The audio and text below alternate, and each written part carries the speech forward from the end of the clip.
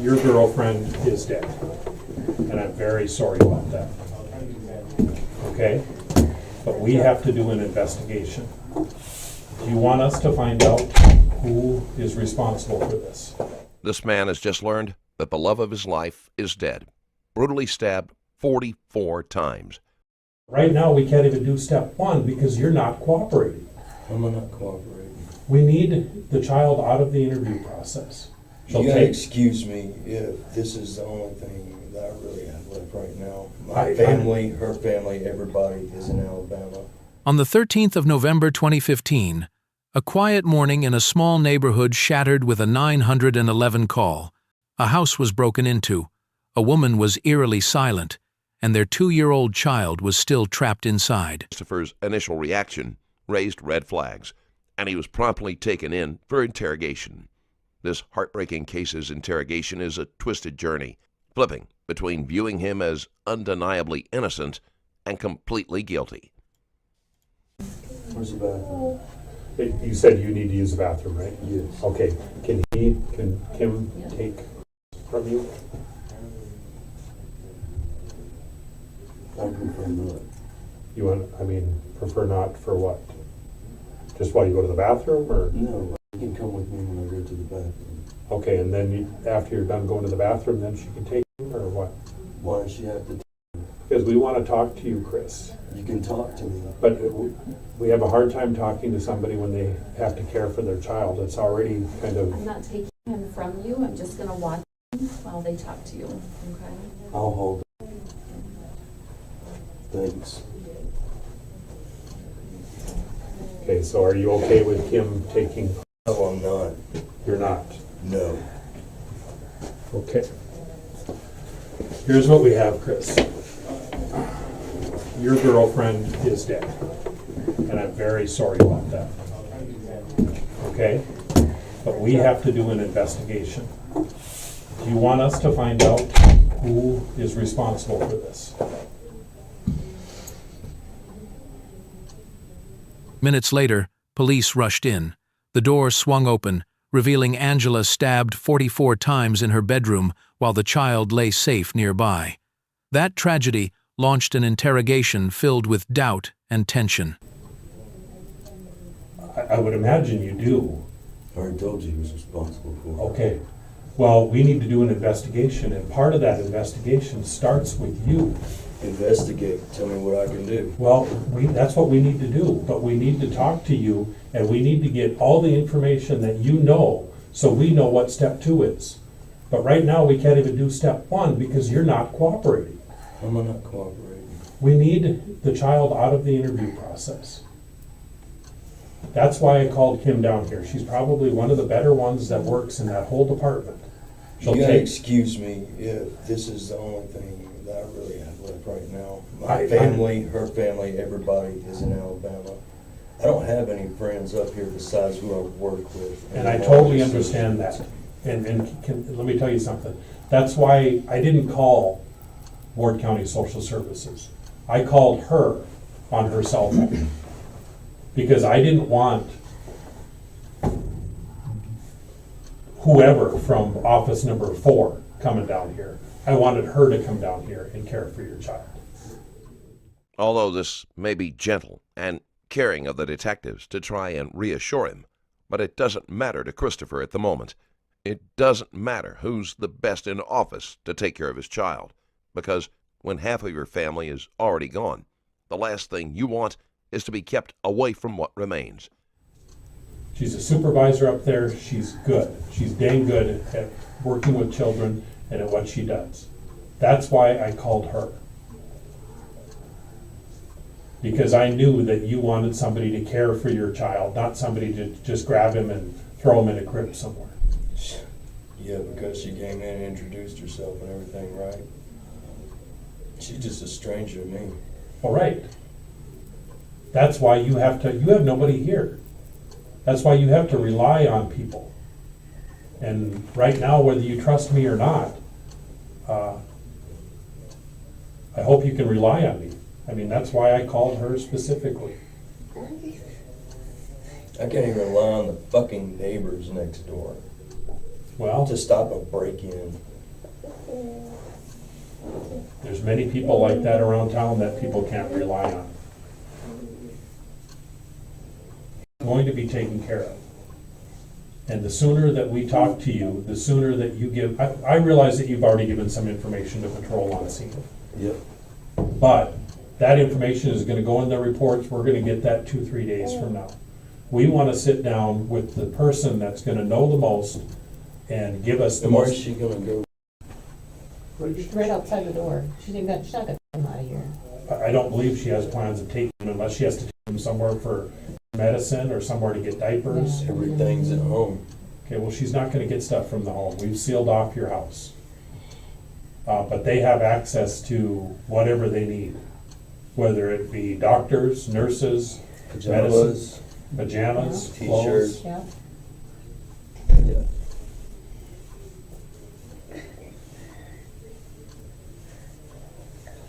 Chris, Yeah. this is Detective Mattias. Hey, Okay, Chris. and this is Detective Krista. Johnson. They're the ones that are gonna be talking to you. Okay? We wanna be able to help you. We don't know, just like you don't know us, Chris, we don't know you. Okay? Yeah, one of your fucking officers already jacked me up against the car and called me a goddamn bitch. So far, y'all are doing a great fucking job. Have I called you a goddamn bitch? I don't know the details behind that. I know that you were pushing to go into the house, and I know that they, There's nobody to tell me a fucking thing. well, and that's what we'll tell you. We don't know, you have to understand our point of view too, Chris. We don't know if what you're telling us is 100% the truth. Yeah, No. I get that. We've seen Okay. crime shows and all that. Okay, well, shit. thank you. I appreciate that. I understand how it fucking works. Right. So we need to start with you. Expecting clarity from a grieving loved one is both unfair and essential. And while the man in front of them seems like a devastated partner, investigators can't help but wonder if they're sitting across from someone who's an evil mastermind. Inside the interrogation room, Christopher was both a grieving partner and a man under suspicion. His tears blurred the line. Were they born of true pain, or just a mask hiding something monstrous? You don't need to talk to us. That's your right, and we'll go over your rights. But we want to talk to you and get the information. Can you at least give us some kind of skin cream or hydrocortisone, please? I can definitely talk to Ms. Dyke about that. Yeah, And it's already trying to scratch. I think what we would probably do is take him over to a clinic somewhere and have them get them some stuff right away. What do you have, Chris? What's the It's medical? like severe eczema. Eczema? Okay. Whenever he was born, Dr. Holland gave him this prescription stuff. It's basically like skin steroid, and it was supposed to help out and everything. Okay. And as long as we put it on, it worked. Okay. And then after a while, we came back and nothing's still working, so we just gotta keep putting hydrocortisone and hyperallergenic lotions and shit like that on. So the skin doesn't itch and scratch and everything. If you couldn't tell, he gets the dry Yeah, I can skin tell that from he's- me. Okay. All right. I promise you, I will make sure that they check into that. And I can see that he does need something for that too. Can I take it, Chris? But I'll get him right away, and I promise he'll be taken care of, all right?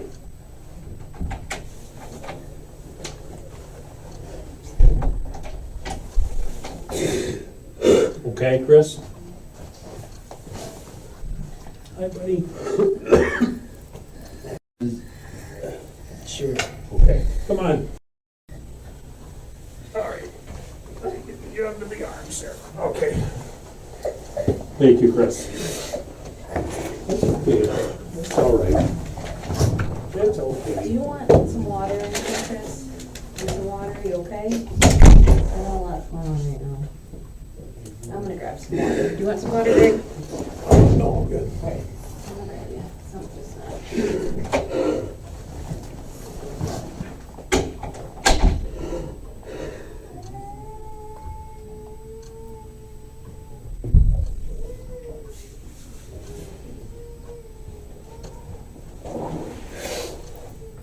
Can I go use the bathroom real quick or something?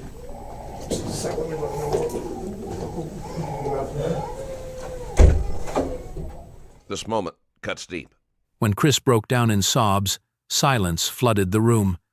Yet that silence felt heavier because of a child's faint cries in the distance. Cries from a boy who would never again feel his mother's embrace. We've covered countless cases, and you've seen your fair share. But something about this one hits differently. Christopher sits there, sobbing. He knows there's no one left for him now except that 2-year-old, who's far too small to offer comfort. He's realizing the woman he loved is gone. The grief hits harder because somewhere in that background noise is a crying child who doesn't yet know that he'll never see his mother again. This is as real and as raw as it gets.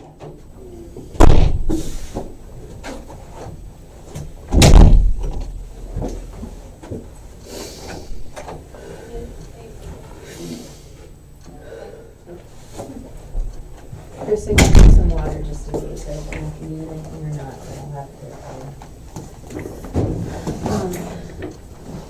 to. Are you close to Angela's mom? Do you know her name? Linda. Linda? Okay. When's the last time you talked to Linda? Whenever I was trying to track her down after high school, and her mom told me to leave her alone because she had a better life. So how long ago was that? Years. Years. So Chris, there's a ton of things going through your mind right now and a ton of different emotions, and I understand that. You're the first person you gotta talk to because you're gonna be able to tell us the most for us to work with, okay? We wanna know what happened just as much as you say you want to know as well, okay? Alright. So we have to ask some of the hard questions, and I hope you understand, okay? We had to ask some of the questions that seem a little uncomfortable and uncalled for, but we still have to ask them. Do you understand? Okay. You watch the crime shows, right? It does get difficult at times, but there's always a reason why we have to, okay? So if you need a break, you need a breather, you can just let us know. My name is Krista. You can call me Krista. This is Greg. Okay? Can we call you Chris, or would you rather be called Christopher? Chris is better. Chris? Okay. Yeah. So you used to live in Phoenix City. Me and her are from Phoenix City. We started talking in junior high, started dating. So you known Angela for a long time. How long? High school? What year did you graduate? I didn't. Okay. So walk me through what happened this morning. And the more you can tell us, the Every better night. chance we have. I always call her on break, Okay. just to see how she's doing, see how the kids got put to bed and everything, just to talk to her. Mm-hmm. Because I work nights. Whenever I get in, we have maybe 4 or 5 hours to spend together, something like that around the kids, and then I gotta go to bed so I can go to work that night. I called her at 12 o'clock. So midnight? Yeah. Okay. I'm gonna Call take her. notes while we're talking to That's, okay? I understand. Okay. All I'm right. calling you. All right. So you call her? I call her at midnight. Then I call her at lunch. And we talked for a minute, and she was tired and everything. I said, "Sweetheart, are you feeling sleepy? You want to get some sleep?" She said, "Yeah." I told her I'm going to read Crack like I always do. You're gonna what, sorry? Cracked, it's a website. Usually whenever she's too tired to talk or something, I'll just flip over to Cracked, and that's what I'll read on lunch. Or And what's cracked? I don't know, I'm not familiar It's with kind of like a comedy website, that. Mm-hmm. but not comedy informative, but kind of like a bunch of jackasses writing the news. Okay. I read Cracked, and I went back to work, and then I called her, and nobody picked up. And I figured, okay, she's just tired. But she always picks up whenever I call her. She's only not picked up maybe one other time before, and that's because she was tired. She went to sleep early and stuff, and she didn't hear her phone. I called her, nobody picked up. I said, okay, she's just tired. Shot her a text message, said, I love you, you know, blah, blah, blah. I told her what was going on with the work and everything. 7 o'clock or 6:50 gets here, and I go to clock out about 6:51, 6:52 or something, and I go walking out to the lot because usually she's out there, and she's not out there this morning. So I called her to see where she was at and see if she was up or getting ready, because I don't have a license. So she comes and gets me from work and she drops me off. And I keep calling her.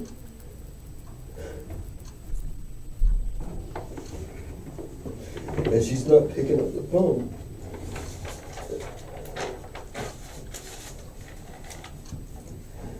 So I call a taxi, because I figure she's just that tired.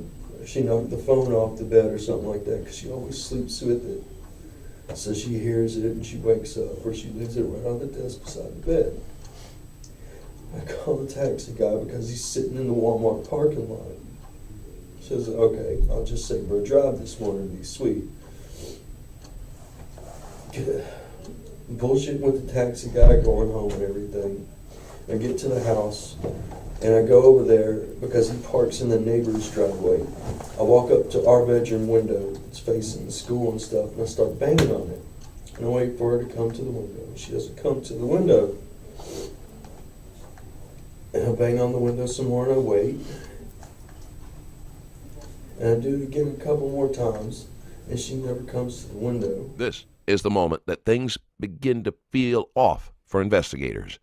As Chris sobs inside the room, they're recalling what they saw outside the house.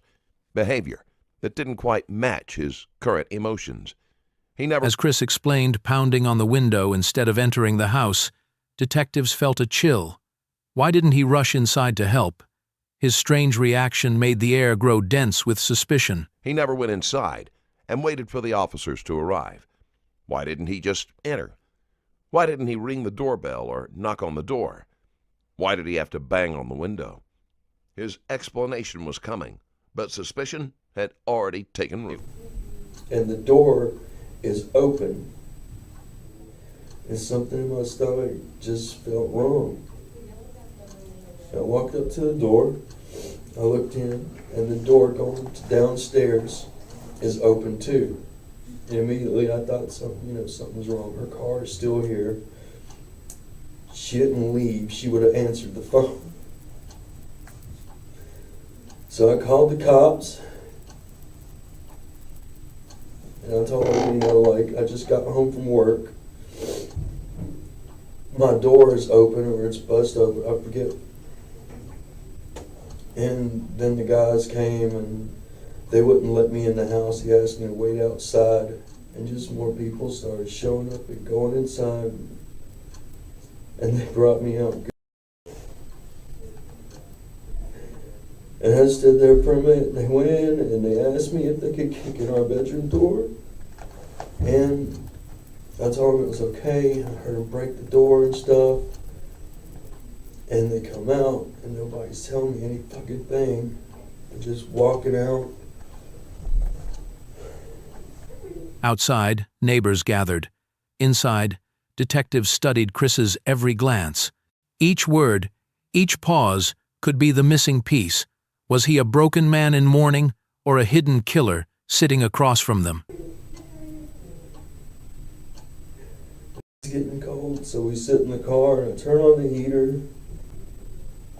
And it comes.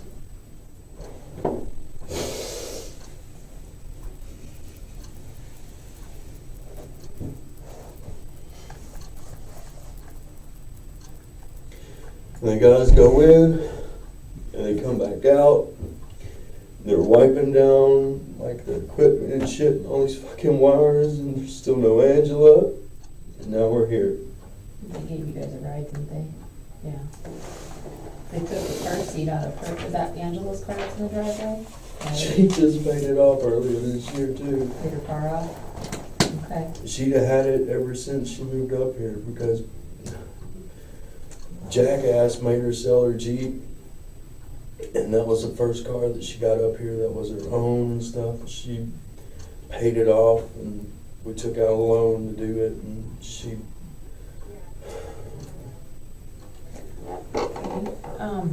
Where do you work at? I'm sorry, I didn't catch that. Walmart? Walmart? Okay. What do you do at Walmart? Stock. Okay. Okay, so if you're stocking, it's a nighttime job? What are the hours for that? The hours are like 10 to 7.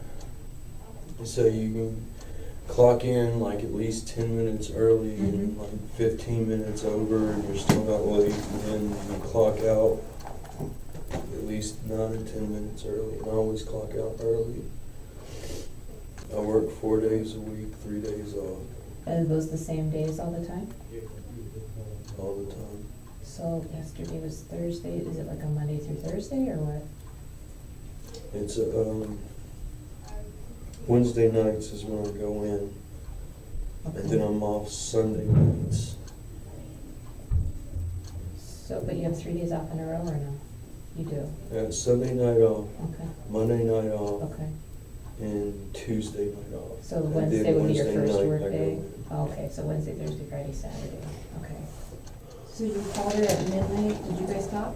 Yeah, Okay. And how were things at home? Did she say anything? she was fine. It's just a normal thing. How you doing, sweetheart? Are you okay? You sleeping okay? Yeah. Mm-hmm.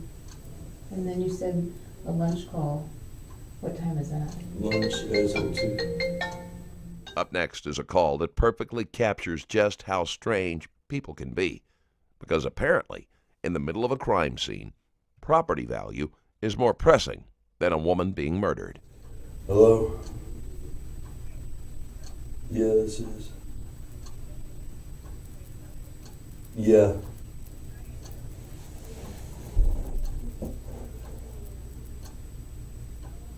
It's a crime scene. Really. Look, I'm at the sheriff's office right now. There's a better time for this.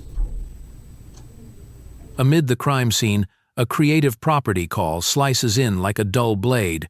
The house's value suddenly outranks a life. In that instant, suspicion pivots. Money may be the match that lit this fire. Thanks. What is that? Creative Properties. It's the people that we got our house from. Oh, so you And guys she's were- already like, what's going on with the house? Sorry, before the phone call came in, you said lunchtime is at what time for you? 2 o'clock. Okay, so you called Angela at 2? I called her at 2:10 because I go from Derry, that's where they had me tonight, and I walk to the time clock.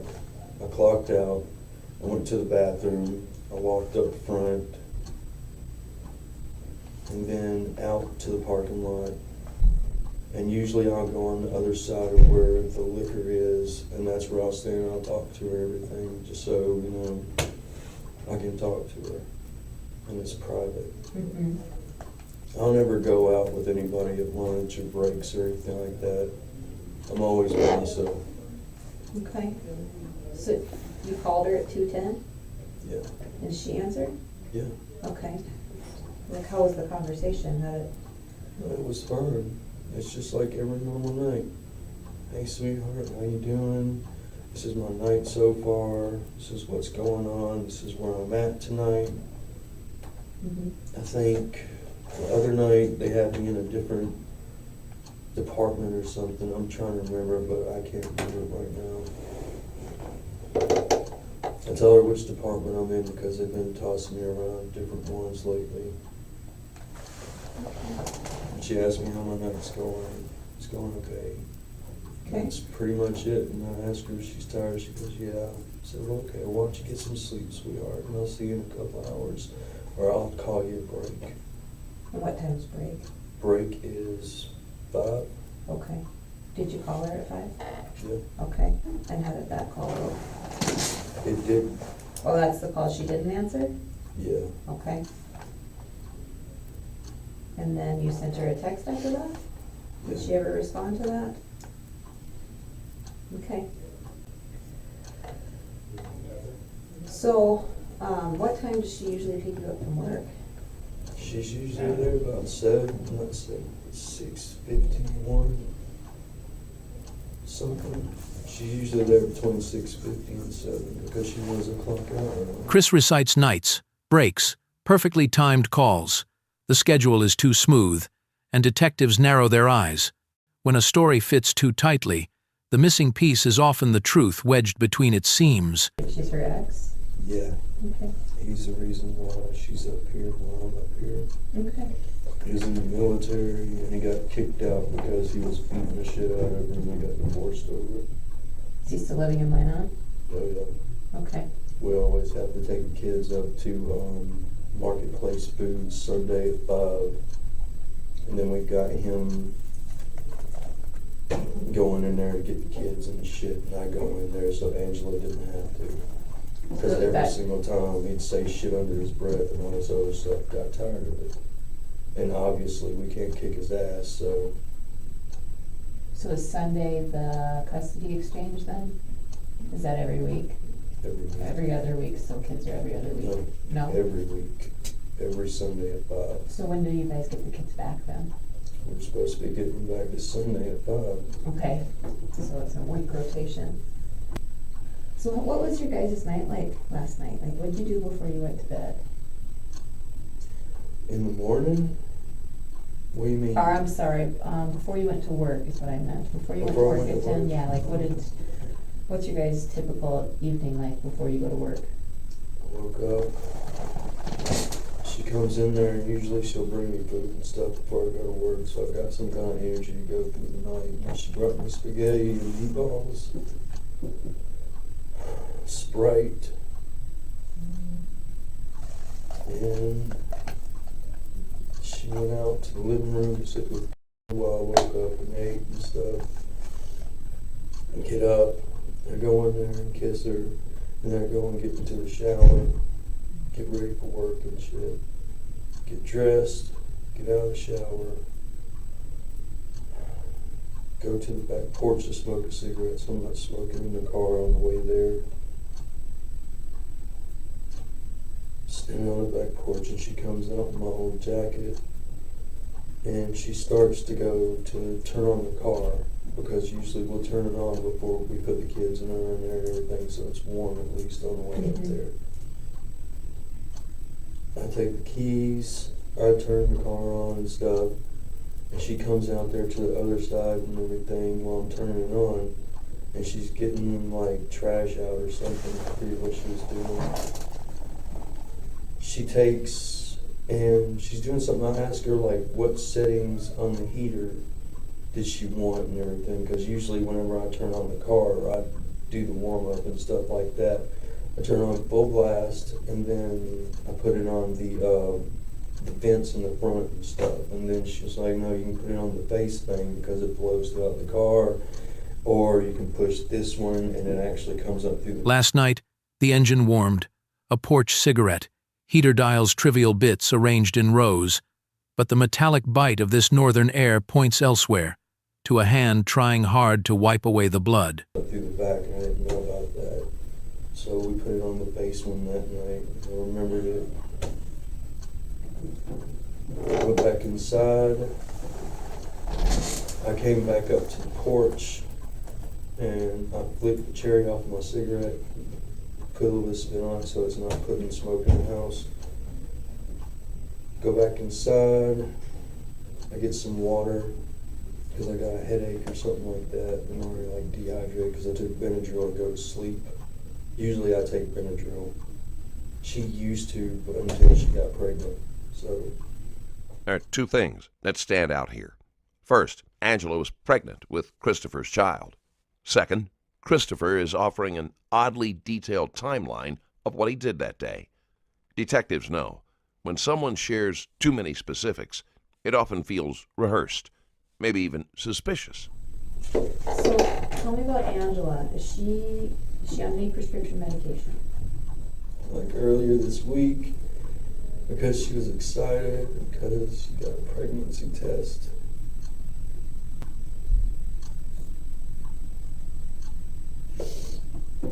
And we were a little bit late getting up there. we had to go fill out some paperwork or something in the mall. And we come back and we're sitting in there for like an hour. And these nurses come in, they bring like the cam and stuff. So you can see like the, I don't know. She was excited about getting the due date because it's the only time that you can get one. Other than that, they guess. So Angela was pregnant? How far along was she? About 2 months. 2 months? When was your doctor's appointment with Dr. Billings? I don't know. You're not sure? I really don't. Okay. Was it this past week? Yeah. Okay. When did you guys find out you were pregnant? Oh, a couple of weeks ago. She was trying to keep it a secret from me for Christmas. Oh? How'd you find out? I kind of weaseled it out of her. She kept on smiling and everything. She kind of glowed a little bit, so no period. Okay. So it was life changing, so you guys were getting ready for this baby then? I know it was still a ways away, but, okay. We'd already been looking into cars and stuff like that the past year to get a third row, so we got enough room to cart all around. Okay. So she wasn't on any prescription medication? No. Okay. What about, I understand you're telling me that she was pregnant, but it's, again, hard questions that we have to ask, unfortunately. Angela is 2 months pregnant. Joy barely formed, now shrouded in mourning. In family homicides, pregnancy can spark duty, jealousy, money. 3 roads that often converge, each capable of ending in violence. Did she take any illegal drugs? No. Okay. No, neither one of us has taken or drank anything in so long. I mean, the last time she drank something was probably whenever she was with Richie or something. She'd have like some wine or something like that. She would get plastered. Me, I haven't drank or smoked weed in like, God, years. Like before I even came up here. When it comes to domestic homicides, motives usually fall into predictable patterns. There are only a handful of reasons why a man would kill his partner. And in this case, detectives had their eye on 2. First, maybe Chris didn't want the baby Angela was carrying. Second, maybe the responsibility of her other kids weighed on him more than he let on. Both these motives could fit. Either way, it's time for detectives to circle back to the children. Okay. We always get there and Cindy's sitting over there in a freaking Honda and she always tapes us or something. Who's Okay. Cindy? Cindy's Richie's wife. Does she have the same last name as him? Yeah. Okay. Tell me about Richie and Cindy. Each time we get the kids back, it's always something about what Richie and Cindy said this or did that. It's always putting us down and basically just calling us trash. Can you give me an example that you remember? I'm trying to think of some. But honestly, my mind's just blank right now. What do you know about Richie? Tell me about him. I know that he grew up about the same city I was at. He went to school at Smith Station, graduated, all that stuff. Started dealing for a little while there.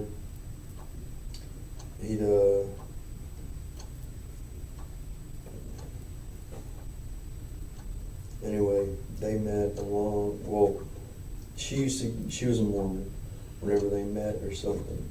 But this is whenever she was in like out of high school or something like that, which I always remember seeing her and stuff. And they talked later or something like that because she started going back to church after she had it. And she divorced Ken because Ken would have beat her too. Oh, who's Ken? I'm trying to remember his last. Ken Dubose. Was that her first marriage? Yes, that was his biological father. Okay. He actually gave to Angela just so he wouldn't have to deal with the kid. Where does he live? I have no idea. Okay. Do you know when the last time was she in contact with Ken? Years. Like after the divorce, that was it.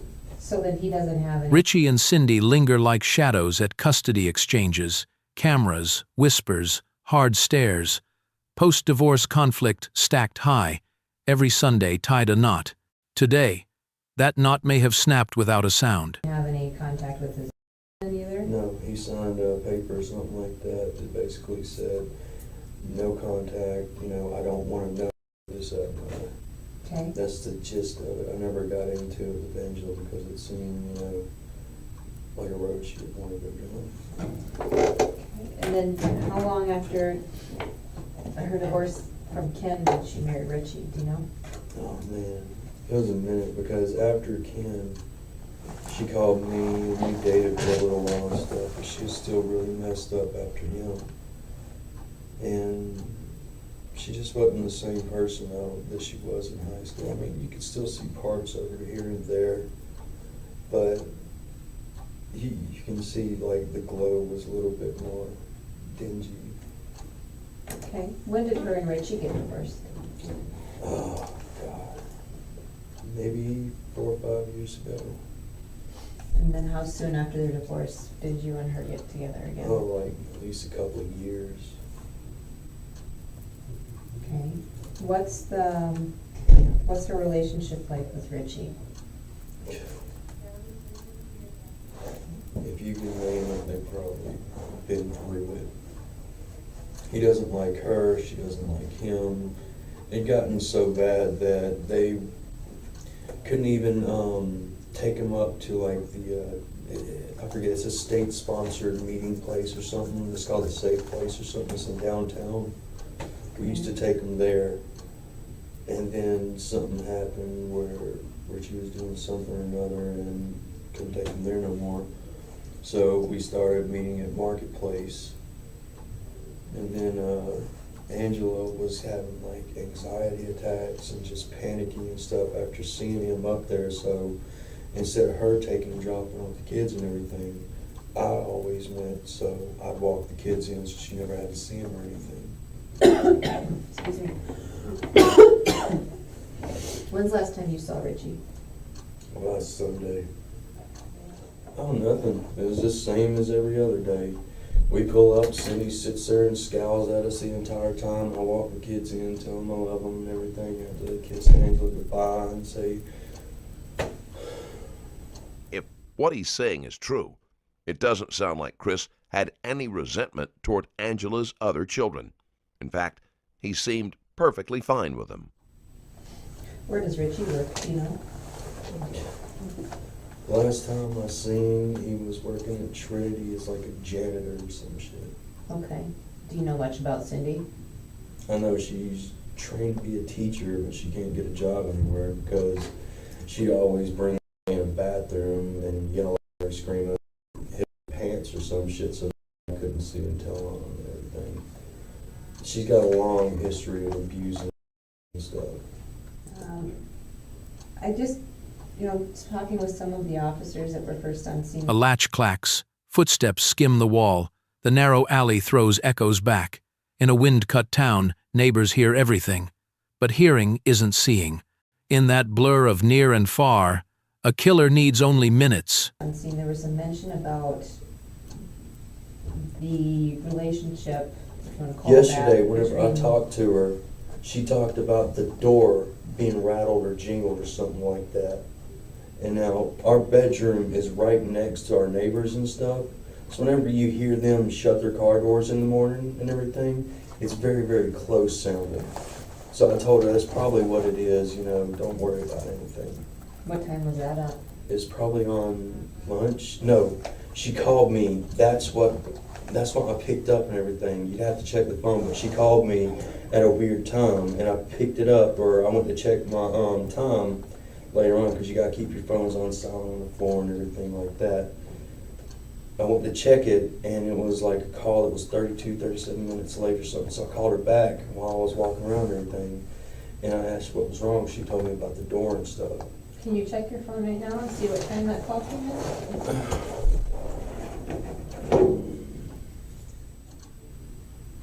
your call log, does it show that you called her back?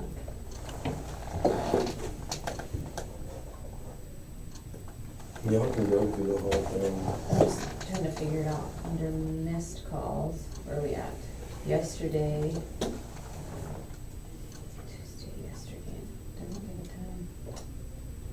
Whenever the time rolls over to the next, or tomorrow or something This would like have that. been, so this last missed call It, was yesterday, which would have been Thursday. I really want to say that it was around the same time that she didn't pick up or something. I think it was like after second break or right after lunch or something like But that. this missed call is from Thursday morning, not this morning. Like yesterday. Is that what you're talking about? That's when she Yeah. called you? So Thursday morning she Not called? last night, but the night before that. Okay. I That's know, when she it's, heard the night whole- shift is freaking weird. Yeah. Yeah, I know, I worked it for years. You'll soon realize how twisted this entire plot truly was. The deeper we go into this case, the more shocking the full picture becomes. The plan to kill Angela wasn't just cruel, it was desperate, calculated, and disturbingly elaborate. Tell me about, what's been going on though between Richie and Angela? Tell me about that. Was there some type, I mean, what's going on with them? Is there anything recent? They've got this thing where they love to badmouth us to the kids and stuff. And You're the talking kids about always, Richie and Cindy. Okay, always. okay. So we always have to answer these really weird questions when the kids get back and stuff. Like Richie told him, you know, Chris isn't staying around. He's just temporary. He's just going to leave you anyway. So don't put any like emotion or anything like that into him or anything. First time I met him was whenever he was, God, number 2. And that was after the whole Ken thing and stuff. Okay. Is there anything that's currently in place, any type of restraining or protection orders at all with The Angela? judge wouldn't renew it. And who was it with? I forget, it was against Richie. He was supposed to stay at least 50 to 100 feet or something like that. And she tried to get it renewed because he really did scare the shit out of her. And the judge just never did it. Why did she get it in the first place? What happened? He beat the shit out of her. I don't know The when first that happened. time, the first time, whenever this happened, like the first worst time it Mhm. happened, because usually he'd get in her face or shove her, or throw her or something like that, or he'd just kill her dog because he hated her or something. The first time it happened, they were in their room and they just got done with an argument. He stops and he smiles or something like that, and he says, "Come here, let me give you a hug, it's gonna be okay." And Angela goes over there to give him a hug, and he turns her around and puts his arm over her throat, and he chokes her out and stuff. So Angela says she went kind of play dead and everything, so he'd stop because it was really freaking her out, and she thought he was really trying to kill her. And he let her go and stuff. And she laid there for a minute. She said she got up, and after that, I forget what happened. But there was like some kind of thing there where they started to get a divorce, and then they made up for it. After that, the thing that happened down there, they moved up here because he got a job, or he joined the military, and he was training to be Air Force. He does that, and the place that they send him is up here to like this base or something like that. So she packs up and they basically move up here. She sells her Jeep and everything, and she loved that. She really loved her Jeep. Yes, The restraining order and choking incident painted Richie's portrait. Control, manipulation, a smile before the squeeze. If he returned, it signaled a deliberate escalation, a dangerous prelude. Yes, that you can give. How long ago did she get that protection or restraining order initially? Oh no, that's initially, it's been years. It's been a long time. It's been a while. Whenever they first divorced up here, she got put into like a Mormon housing thing right across from the church, Twin Villas. That's where she moved into. And that was around the time we started talking and everything, because she was staying at a friend's house at the time. Then she moved into the apartment. She was proud of it, but she was worried about it because she was by herself. So I would always keep up Skype, and she would keep her laptop up, and I'd stay up most of the night and I'd watch. So she wouldn't be there in the thing by herself and everything. Okay. So, So nothing real recent with Richie except. oh, no. About that time after she moved into Twin Bills and stuff, he kept on talking shit to her or something like that. It's before him and Cindy. And he actually showed up at her apartment with like 2 other buddies of his, 2 or 3. I want to say 2. It was like 3 total with him. The guy upstairs, he's actually military.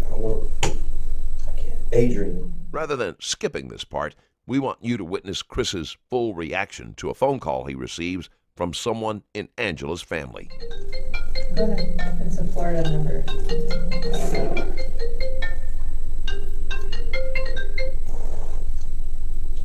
Hello? Yeah.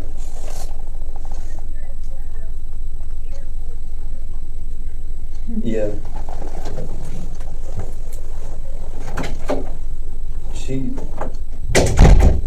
I don't know.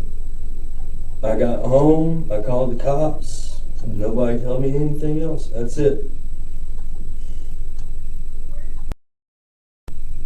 Okay, the social worker right now. Right now I'm at the police station and they're doing an interview.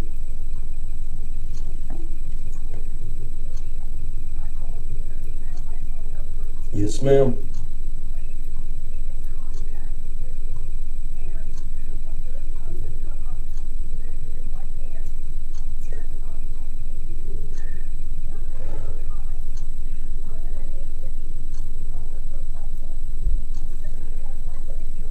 I don't know it. I really don't.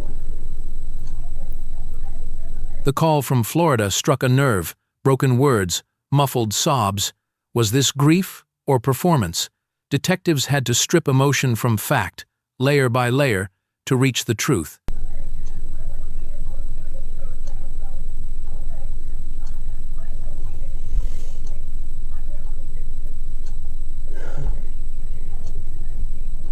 Well, that's what they're trying to figure out right now.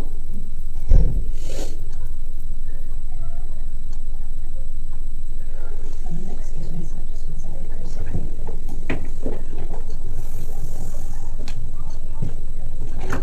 Just trying to be strong, okay? I don't have anywhere to put you. Our house is a crime scene. They wouldn't even let me in to get diapers or see or anything. They wouldn't tell me anything about going on. They just brought me out and they said there was a locked door and I had to give them permission to kick in our bedroom door because it was locked. And after that, they wouldn't tell me anything. She's just gone.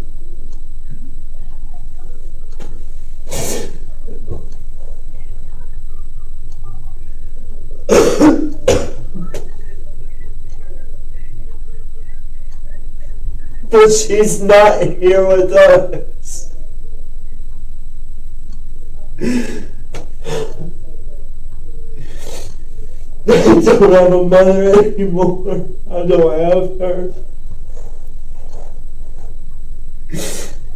She's gone. Could this be an act? It is possible he's playing the role of a devastated fiancé, putting on the perfect performance. Okay, where were we at? Richie and Angela. In the last, has there been anything recent between the 2 of them? Any verbal, physical contact? Dirty looks, scowls, bullshit back and forth.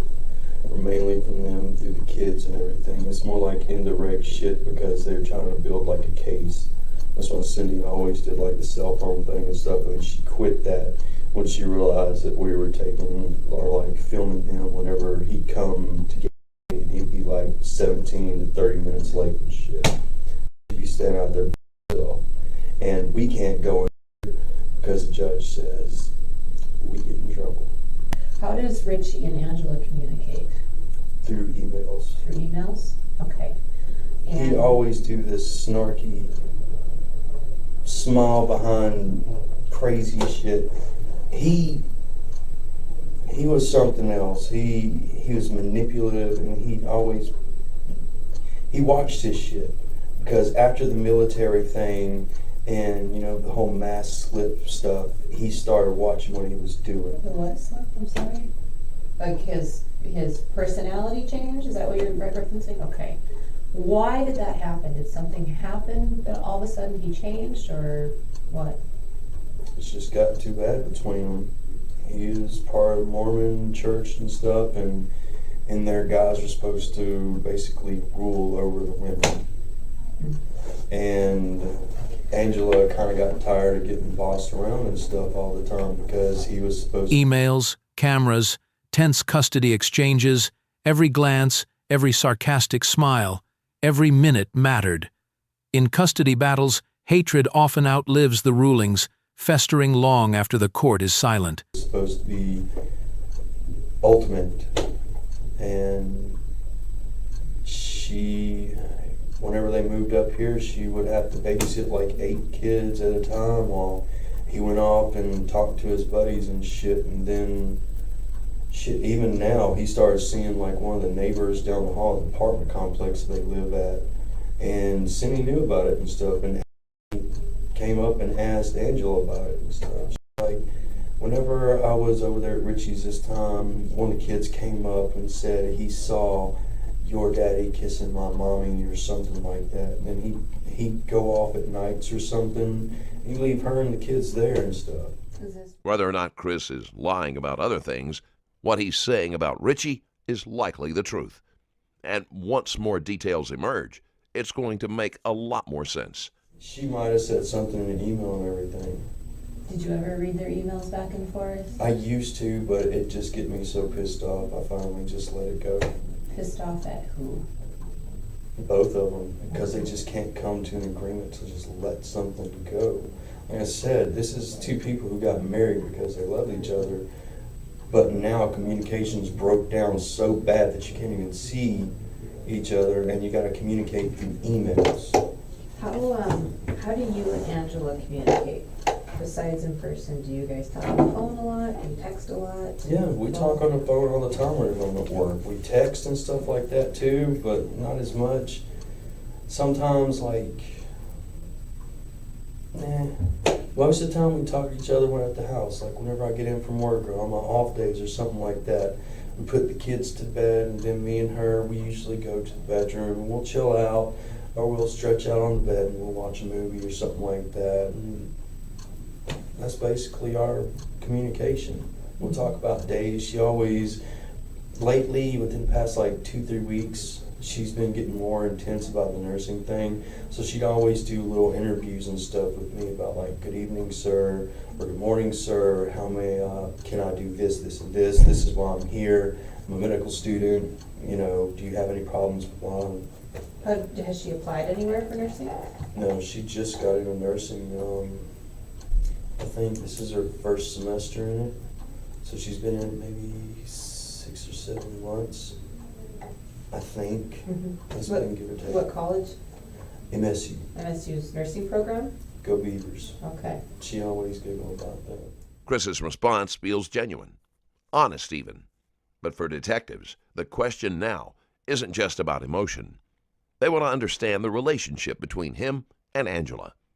Rocky is one thing, but was it healthy? So tell me about you and Angela. Tell me what kind of relationship you guys have.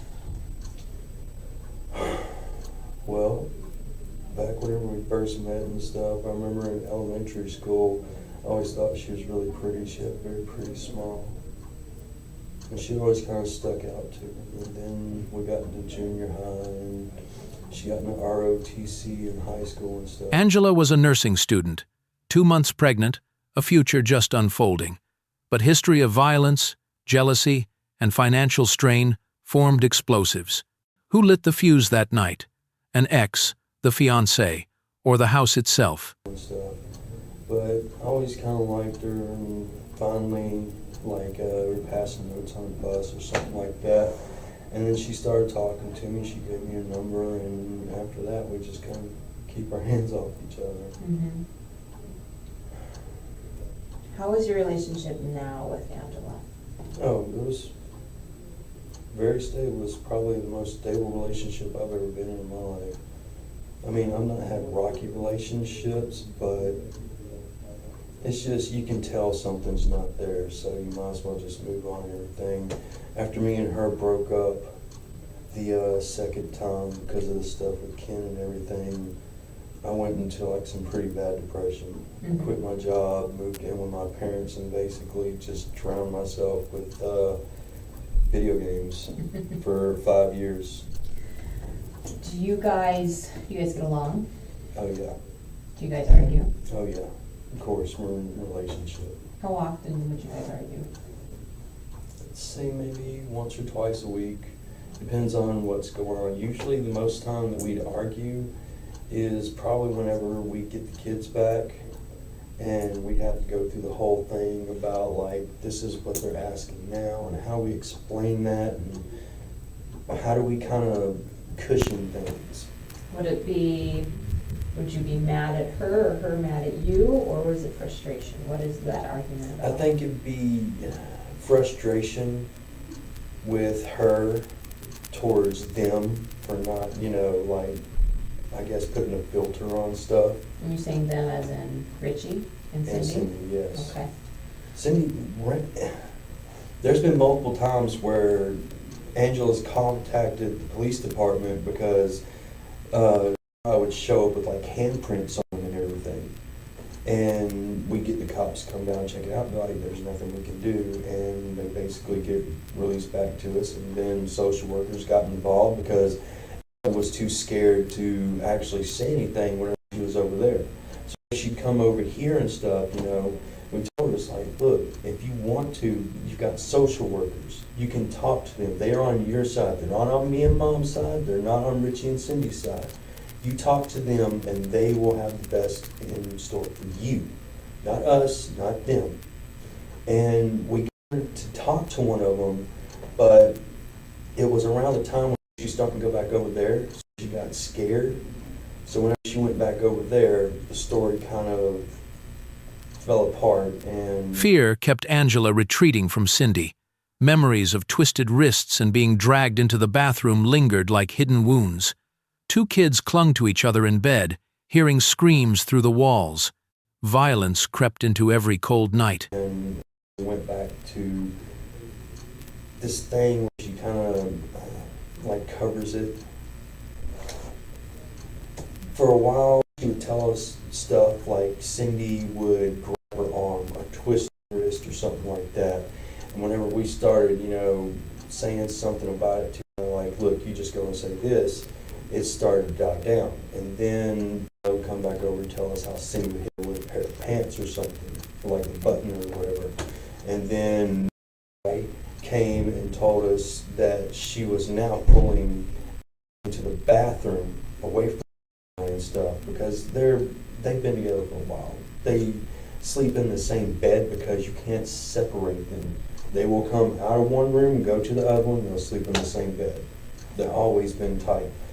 And he was telling us that Cindy would go into the bathroom, he would hear her yell at her and stuff, and that kind of thing. Okay. But you and Angela, when you guys would fight, what is it mostly about? When you guys would have arguments, what would you mostly be arguing about? Sometimes it'd be something stupid, sometimes it would be about like a financial thing. Very rarely. Most of the time it was about filter, like With the kids, right? Okay. How long would your arguments last for? it might get heated for like 2 minutes, and then we might go around and grumble at each other for like an hour or two before and after and everything. And then after that, we'd be completely cool. Did it ever get physical? No. You thought about that? Well, she's gotten in my face before, and I've gotten in her face before and stuff. And this was a while back. But we haven't done that kind of thing for a very long time. We kind of grew out of it because the first time we dated, she was very sweet. She's very gentle, so was I. And then after Ken, she kind of got like pushy. The detective now brings up another early red flag that had been troubling from the very beginning. Despite finding the door forced open and hearing no response from Angela, he chose not to go inside and check on her. I know that you said that the dispatcher told you not to go in the house. Chris saw the broken door yet stayed outside. Instinct or staging? In investigations, first reactions speak louder than testimony. When lives are inside, every second of hesitation can turn into evidence against you. Officers were on their way. Did you go into the house? Something in my stomach said not to. So you never went in the house? No, ma'am. Okay.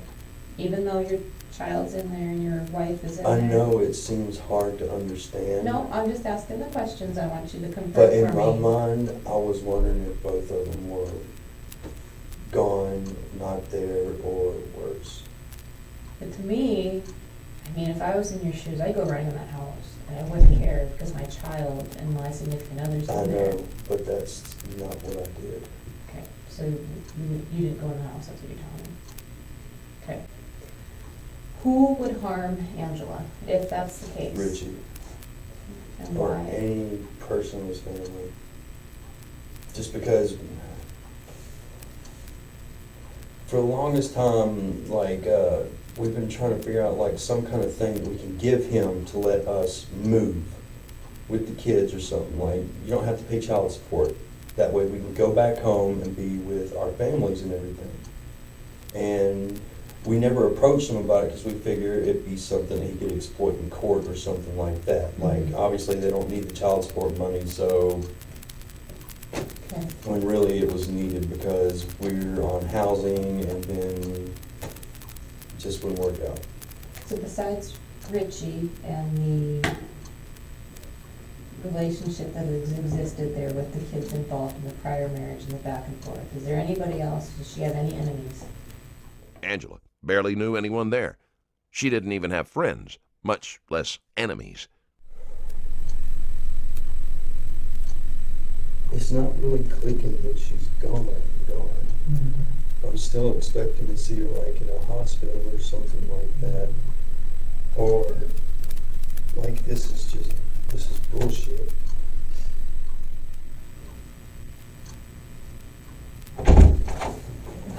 You need to find a bathroom again? I'd like to see my kids sometime too. Yeah. That's okay. And before that, I never really wanted kids, but well, it wasn't a goal. But after, yeah, it was definitely the one that got me into kids, or you know, like, You just get them in your mind at that point? ever since, you know, it's different. Everything's different after that. And Angela, I really wanted it to work and stuff. She wanted it to work, and it just wouldn't because it was just too much from Ken. He was just so brash and just blah. That was her first husband? Chris pushed suspicion toward Richie. Restraining orders, control, tense custody Sundays, but no recent contact. If Richie was the killer, it had to be a late eruption, an old fuse burning slow, waiting for its chance. She was in college, and antibiotics and birth control don't mix. Needless to say. I had a couple of friends who learned that lesson already. It happens. But you don't stop loving somebody because of that. You know, I tried to like find her and everything, and finally like found what her parents' house's name and stuff. And I got their number, and I tried calling, and her mom basically told me to leave her alone because she moved to New York with Ken. And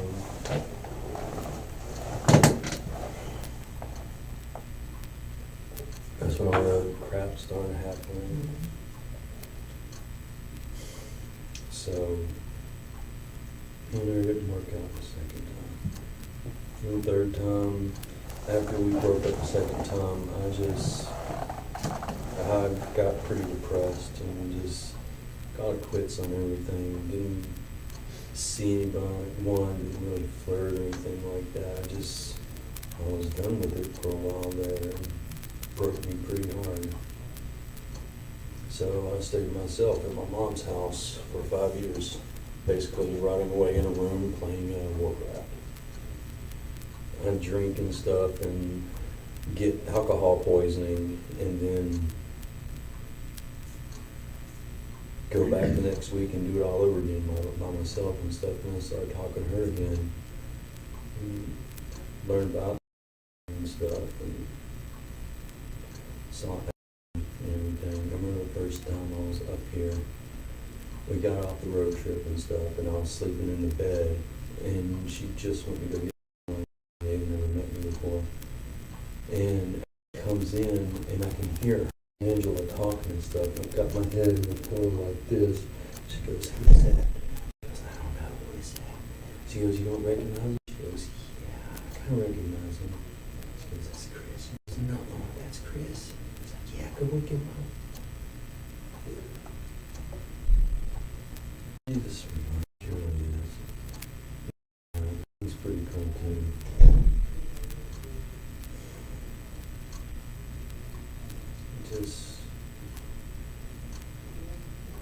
It's still not sinking in. I'm still expecting, like, Chris recalled first love's sweetness, words sugary as bandages over raw wounds. To detectives, emotions are noise, facts are the compass. And that compass now swung back, pointing Chris inside the house that night.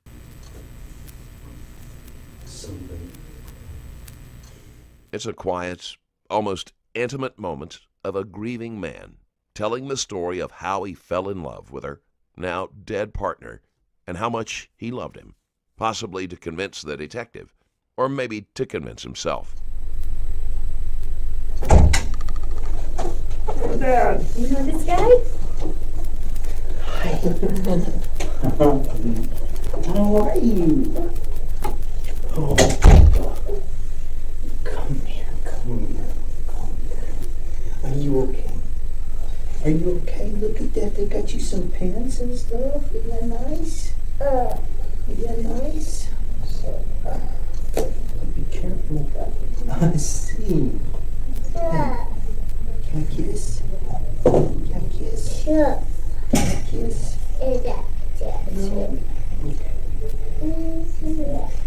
Did they put some lotion on your skin? Oh, baby. They put no lotion on you. You got no lotions on you. Is that your feet? Is that your feet? But through the last couple of months, even after Richie was arrested in this case, there's some things that have come up that we just need to make sure are very clear and that we understand them correctly. So really we'd like to take you back to that night when you went to work and where your whereabouts were and what you were doing that night. So I don't know, do you want to just start from, I know you slept later in the afternoon when you would sleep, you go to bed later I in the usually morning, go right? about like 12 or 2 o'clock. That's when you would wake up or go to bed? That's when I go to bed. That's right, okay. And then I got up, say, every night at 8:30, and she brought me spaghetti and meatballs. That's right, okay. Did you eat it in bed or something like that? Yeah, Okay. the desk is right there. She usually brings me in, she wakes me up, and I got my phone going off. It's got that Simpsons meltdown sound and everything. Right. Up to this point, the conversation has mostly repeated what was said in earlier interviews. But now, the theory places Chris at home, and it's on the cops to confirm whether that's actually true. Area you were in, right? Mm-hmm. Have you always worked back there? Most of the time, I'm working in the freezer area where all the frozen goods and Right. stuff are. So that freezer right there is usually where I work at. But that night, I think it was maybe my 3rd or 4th time working dairy, and they had me stocking juice and stuff. And Miranda or Melinda, she's like, Night shift at Walmart freezers, dairy aisles. Supervisor Kareem. The schedule sounded airtight, but the tighter it seemed, the more gaps appeared. In a wind-bitten town, time moved slow enough for someone familiar with the home to slip in unseen. Like she's got a twin sister that works back there and stuff, and she was back there with me, and she was telling me kind of where things went, what to do. Okay, she's worked back there before? Oh yeah, Okay. her and her sister, they work back there all the time. Is she a supervisor back there, or do I don't know you about. know? I think they've got a supervisor. It's a guy that's always wearing like a blue beanie. I've never actually met him. I just see him talking all the time, Right. and he knows them very well just by the way you can hear him talking and stuff. It's not derogatory or anything like that, but you can tell they're buddy. And Oh, they know they've each been other working together for a a while. long time. Okay. So when you said you work back in like grocery area, meats usually, right, or frozen? Frozen, Okay. Do you have different supervisors for different areas? kind of. I mean, you've got Joe and Audrey that kind of roam the store. It all depends on who's there that night. Do you know who was there on this night? Do you know who would have been like the boss Oh, guy for Kareem. you? Kareem was there. He's Kareem. actually the overnight manager. Okay. Because whenever I got in there, everybody's getting like the blue hats and everything. Right. And I like using the hats and stuff because I can put the bill down. It Okay. helps me kind of focus and be a little bit more antisocial and just get my stuff done. Right. I'm not trying to be a butt to him or anything. It's just something that helps me. And I was ragging at him about everybody having these shiny hats and everything. And I won't want to know this stuff. And later he came and gave me one in the freezer.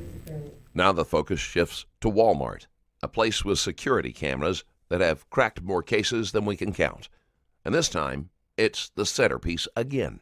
Chris recalls a lot of specifics. And yes, he does have an explanation for that unusually sharp memory. Oh yeah, this was the first time I was actually stocking juice because it was just me and her back there. There was nobody else, and it was. And that's Miranda or Melinda? One or the other it was? It's her name. It's the one person. And she's got like the longer hair, and her sister's got shorter hair, and she's a little bit more heavy set. So the longer haired woman was the one that you were working with? Mhm. Okay. And it was my first time ever stocking juice and stuff, and the milk and all that. So I didn't know what I was doing. And the entire time I'm busting ass, you gotta excuse me, trying to get this stuff done because the milk guy gets in at 5. And all of this freight, which is good like 3 or 4 pallets back there, I'd say 3 or 4 pallets, that have to be gone by the time he gets back there, or he can't get the milk in there, and then it's got a chance of spoiling and bad, and it's just bad stuff. So do you take them out that, do they call it the pallet door, or what do they call it? You said that door where the pallets go? The door where the pallets go, I can't remember if I actually went out there that night or anything. I really doubt it, because I remember being really focused on trying to get that stuff out. Is it typical to go out that door though? Mm-mm. It's not, okay. No, it's not. How is it just anybody can go along and lift it up and go out? Or you can't do that? Most of the time it's locked, and the guy that usually works back there is Will. He's not, I wouldn't say a co-manager, but he's like, you got like Kareem, and then you got Joe and Audrey, and then you've got Will and Chris and those kind. Okay. So Will, he's only about that tall. He's got like a beard and stuff. He usually pulls his hair back. He's Okay. usually quiet. And he's not very social or anything like that either. But Is he's he one like of the guys. door guy, or what is his role? He just basically runs things back there. He makes sure like the brake boxes get sorted along with what's his name. Those things are horrible. But Will's usually the one that's back there handling that stuff. I remember one of the nights, I think it was a light night on Frozen, might have been something. And I remember bringing out some of the pallets and everything because one of them asked me to take it out there and stuff. But I don't think it was that much. Walmart turned into a black glass maze. Back doors usually locked, milk pallets stacked high, Kareem managing, Will guarding the rear. Chris recalled every beanie and detail memory sharp as a blade. But was it precision or distraction? Just talking about your night that night, if I go to a typical Walmart employee and say, tell me what you did back on the night of November 12th going into the 13th, they're going to laugh at me. But obviously that They night, may not be able to tell me, to be honest. yeah, well, I'm thinking that night's probably burned into your head. can you just go over your night? You did a little bit. You said you went in, and one question that I have from the beginning is you said you went in, you went back, and kind of described how you go to clock in, and you went by some lockers. Are you assigned a locker, or what? I never had a locker. I never need one because I always bring my stuff with me, and it always comes home with me. Okay. Christopher lays it out in detail. He doesn't think slipping out a back door was even possible. He's not cagey about it either. He admits there could have been a way, but not with these people, not in that kind of place, and definitely not when he'd only worked there a few months. He didn't know the full layout. So now the detectives circle back to the very theory that dragged Chris back into the interrogation room in the first place. I know Detective Goodman told you on the phone earlier that we sat down with Richie and he gave us a full statement. Any thoughts that came to your mind about that? I read on one of the sites that the person that's representing him wanted to review new DNA testimony or something like that. What site was that? KXMNT, something like that. Oh, like a news site? Yeah. Okay, I guess I didn't see that. Let me ask one question here. Do you remember a time when Angela had to leave on an emergency, I think for a funeral or something like that? And I think there was talk about this before. I apologize for, it might have been. The only time I can think of, like, when we might have been Police combed through 18 blurry hours of footage. The main entrance never showed Chris leaving. They shifted focus to the pallet door. He said, "Unlikely. Unlikely or impossible? In a night shift's blur, a cunning hand needs only a shadow's gap." separated is... I'm talking about, When you guys were together. yeah, while you were together. Well, whenever my grandmother died, I was talking about going down there, and she at first wanted to stay up here, and I was like, I kind of need you to go down there with me, and she did. Okay. Did you take the kids with you? You know, couldn't. We asked if we could, but it was an emergency thing, so we had to actually give the kids back to Cindy and Richie.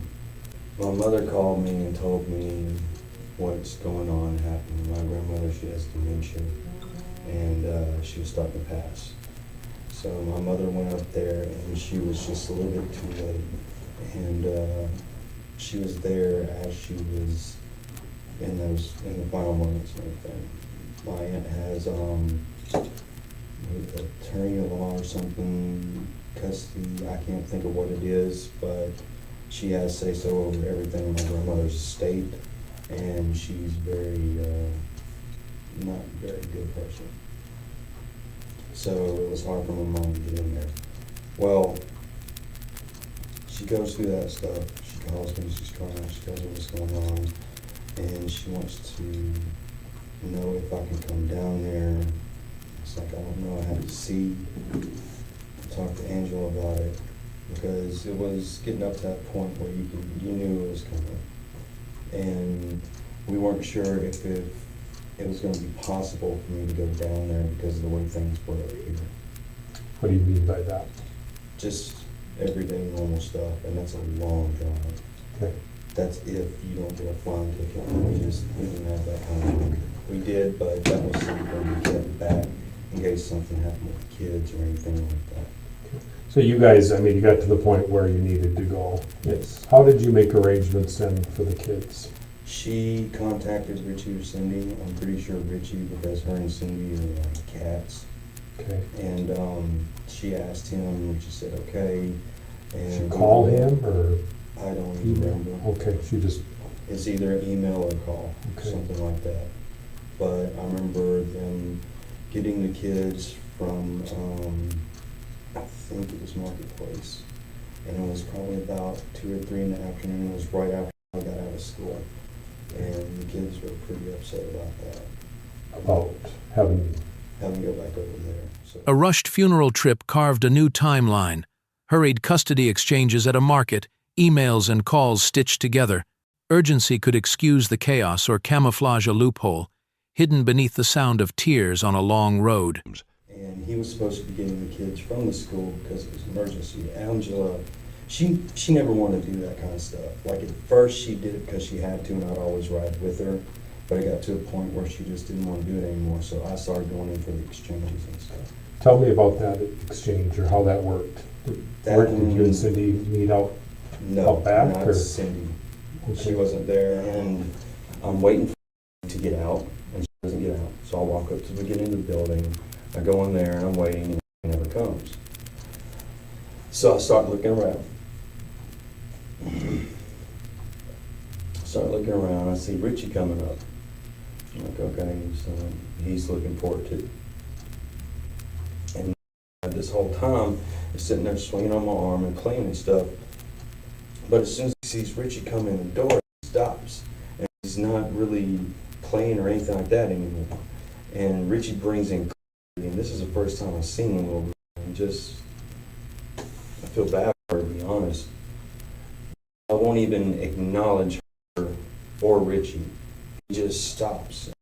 So you're standing there, straightens up. Richie comes in. Yep. And I asked him if he's seen it. He's like, no, that's why I came in here. Normally she'll come out, and I stopped listening to him at that point. I started looking around, and one of the teachers are coming up after about 5 minutes with and everything, and they come walking in there, and What day was that? I think it was Tuesday or something. Tuesday. So your grandmother, had she passed away yet? She'd already been passed away by at least like a day or two. Okay. It might have been even like the day before that, because me and Angela were talking about whether we should go down there or not. So tell me about just you and Richie and being in the lobby there. What It's just really weird how straighten up and just completely night and day. It's weird. I've never seen him act like that before. So you're kind of stuck with Richie for, what, 15 minutes? Yeah. The only thing we say to each other is, have you seen him? No, he usually comes through these doors, and at that point, we just kind of tune him out and start looking. Did you talk about anything else? No, Nothing else? no. Did you turn over any property to him at that point? Nothing. So looking at the Longfellow video, you and Richie will be there Yes. for about 15 minutes? Yep. And it won't show that you gave him anything else or that you guys really talked at all? I'm very sure. It was Longfellow School became a silent witness. CCTV caught Chris and Richie waiting 15 minutes, barely speaking. No contact made the footage heavier because silence often leaves the cleanest fingerprints behind. Do you remember some photos? Some vacation photos that you and Angela took with the kids while you were on vacation? Yeah. Did you have them with you on that day? No. No? We couldn't share any of our vacation photos because then it would pinpoint us taking kids out of state, and then he could probably do something to us as far as the law goes. Okay. So whenever it came down to family photos and that kind of thing, we couldn't share them with anyone. Even the ones that they have, you don't know where exactly we are. It's just we're with the kids. That's it. So you don't remember talking with Richie and giving him a... Never. There's no way I'd do that. Do you know how some family photos, and when I talk about family photos, I'm talking about you, Angela. The only way he would have those pictures is whenever Linda was here and she kept on pushing me to give the kids stuff and everything. I don't have a problem giving the kids their stuff.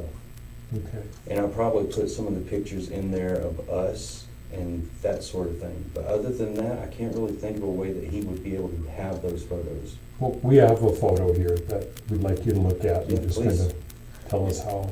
You said when Linda was here, is that after Angela This is was murdered, whenever or he when- was supposed to show up with me so I could see him at the mall, and he didn't. And that was after her memorial service, right? Was that the same This was time? after the memorial service and everything. Okay. I just wanted to make sure that was the visit when Linda was here. Has Linda been here before that? Whenever she got here, she was asking me a lot about when my mom and my family was gonna be here, and she was really like keen to make it before them. Okay, but did Linda ever come visit you guys No. in that house or anything? God, no. If So- you look at her cell phone, you'll see that you can probably count the number of times and Angela's talked to Linda on her hand by like this much within the past year. Okay. Would Linda have any of these photos? No, Linda and Angela were not close. Okay.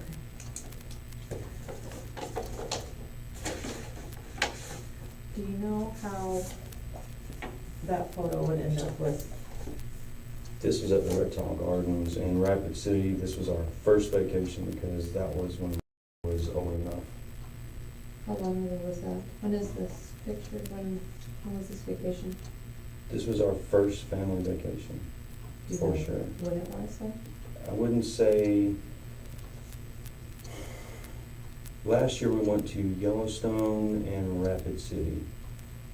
And I think this year, when this was done, was during the summer.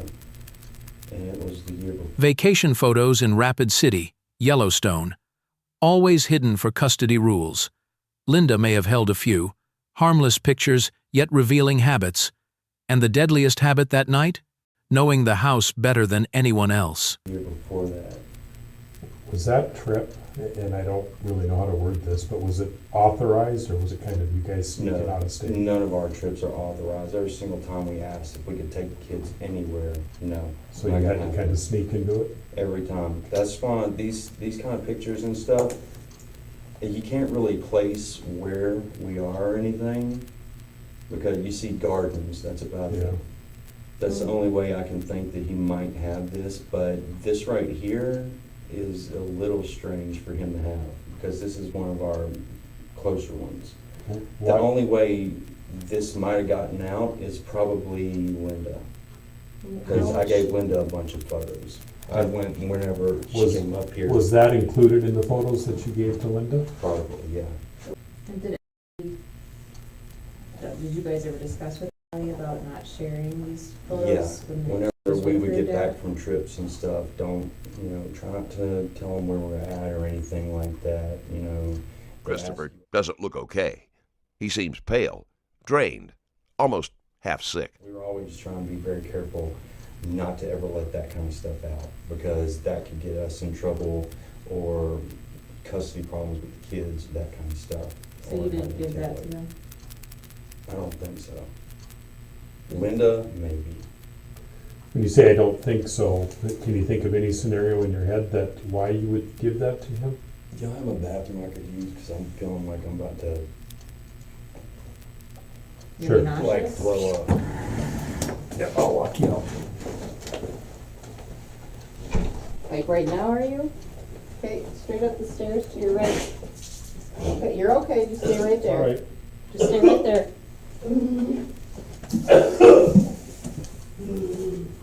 Chris, come back here. I'm sorry. That's all It's all right. right, Let me get you some- It's been really rough being up here. it's okay. I'm trying to bear with y'all. It's just, I'm so sorry, guys. I was Okay. really trying to hold. Take your time, okay? You got a hose? We can grab a mop. Yeah, we'll get that figured out, don't worry about that. Are you sick a little bit too, you were saying in the beginning? I've been really, really sick ever since you've been up here.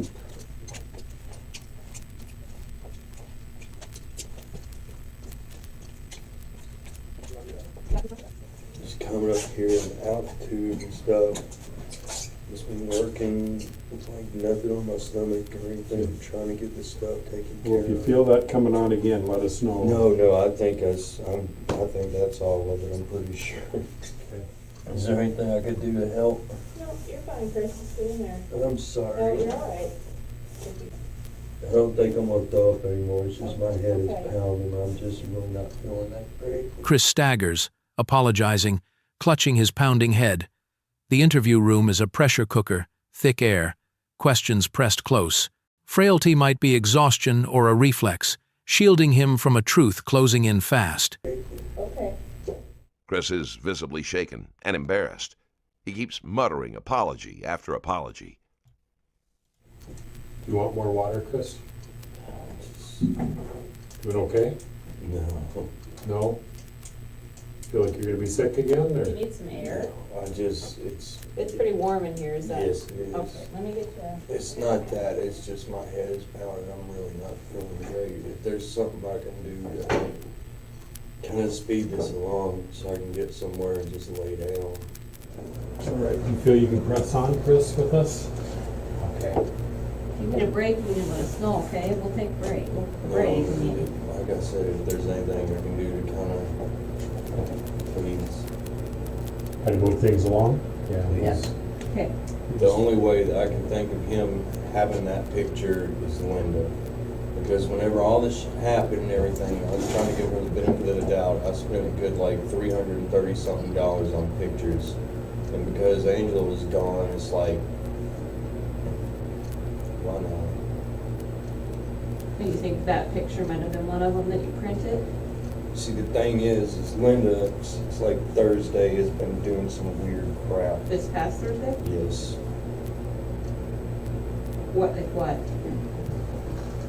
If you look on there. I can look on your phone? Yes, actually texting me and stuff. Normally Linda's not gonna text me or say anything to me unless she's, I don't know, like Crystal won't do it or she can't get Crystal to do it or something like that. Almost always Linda goes through Crystal to get information out of me or something. She always does it. But for her to actually call or her to actually text me and stuff is really, really strange behavior from her.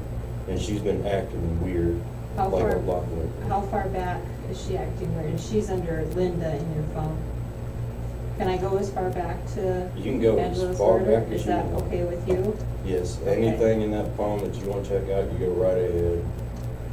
I'm talking about like Okay. to this past Thursday, her texting me and stuff, and then before that, she got April or something like that to text me, or April text, because that's definitely not Linda texting. What do you Like, mean? yo, I got mad, I want revenge for my daughter, this, that, and that, it's weird. So you think someone else is texting from Linda's phone? I think April texted from Linda's phone the first time with the yo thing, because it seems kind of like something she'd say, and then Linda texted this past Thursday about, like, you can keep all the stuff, I don't want anything, I just want to know what's good, I want all this stuff. All of it's in there. So other than Linda, you said that she There's must no have, way he could have got a picture like that. you remember the picture of you guys in front of Yellowstone? That one too. That one too, They have that one as well. Linda. Is that, do you know for sure that you gave that to Linda, or? I gave Linda a lot of pictures because I printed off good 3 and 4s of most of the pictures and stuff because I was going to send some to Linda. I wanted some for the kids, I wanted some for me, and I wanted some for my mom. And I was going to send some off to Crystal too, the ones that she wanted. Fujifilm, that's the stuff that you get up there at Walmart. I got a whole bunch of pictures in my bag right now that I brought up here just in case somebody wanted them. And all of them on the back say Fujifilm. Linda's texts turn odd, punctuated by a stray, yo. Someone using her phone? April appears like a shadow. A stack of printed photos becomes evidence. Who held them, who passed them on, and to what end? I've got a bunch that I brought with me in my suitcase. Like, you still need the recorder anyway.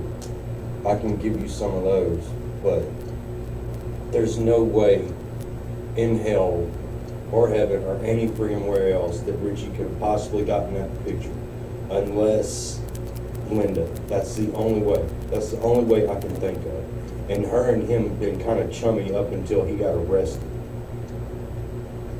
Even at Angela's memorial, she was sitting up there with him, right between them, and they just keep talking over each other and stuff. They won't sit there and listen.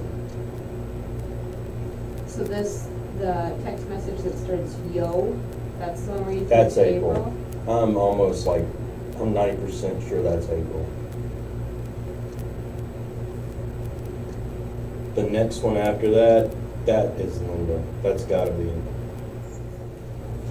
I'm sorry, guys. I was hoping this would go a lot better. It's just, And I hope, we sit here and we understand that you have to get on the road, but we've got we need to take advantage of this moment because Intense we've got questions, I know, please. almost 4 months into this investigation, and I guess you've only been gone for a couple months, but 3 months? Okay. And in that time where things have come up, and I know that you said that we can reach out to you anytime, but Anytime. things have come up to where we wanted to do some follow-up on you, so we have to take advantage of this time to do that, so. Longfellow's CCTV shows both men in the lobby for 1 minute 54 seconds, within 8 seconds of each other at most. Silence fills the frame. The handoff story collapses. There wasn't enough time to hatch any secret deal. So, I'm not gonna lie. Anything that y'all need to know, it doesn't matter what makes me look like or what does this or that or anything. As long as it helps this, fine. okay. I was a much...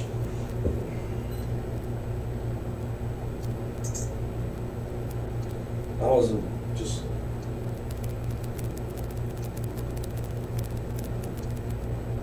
I wish you just go back and take things back, do things differently. Sure. Not be just another asshole in someone's life. Sure. This is my way of trying not to be another one of those assholes to Angela. Okay.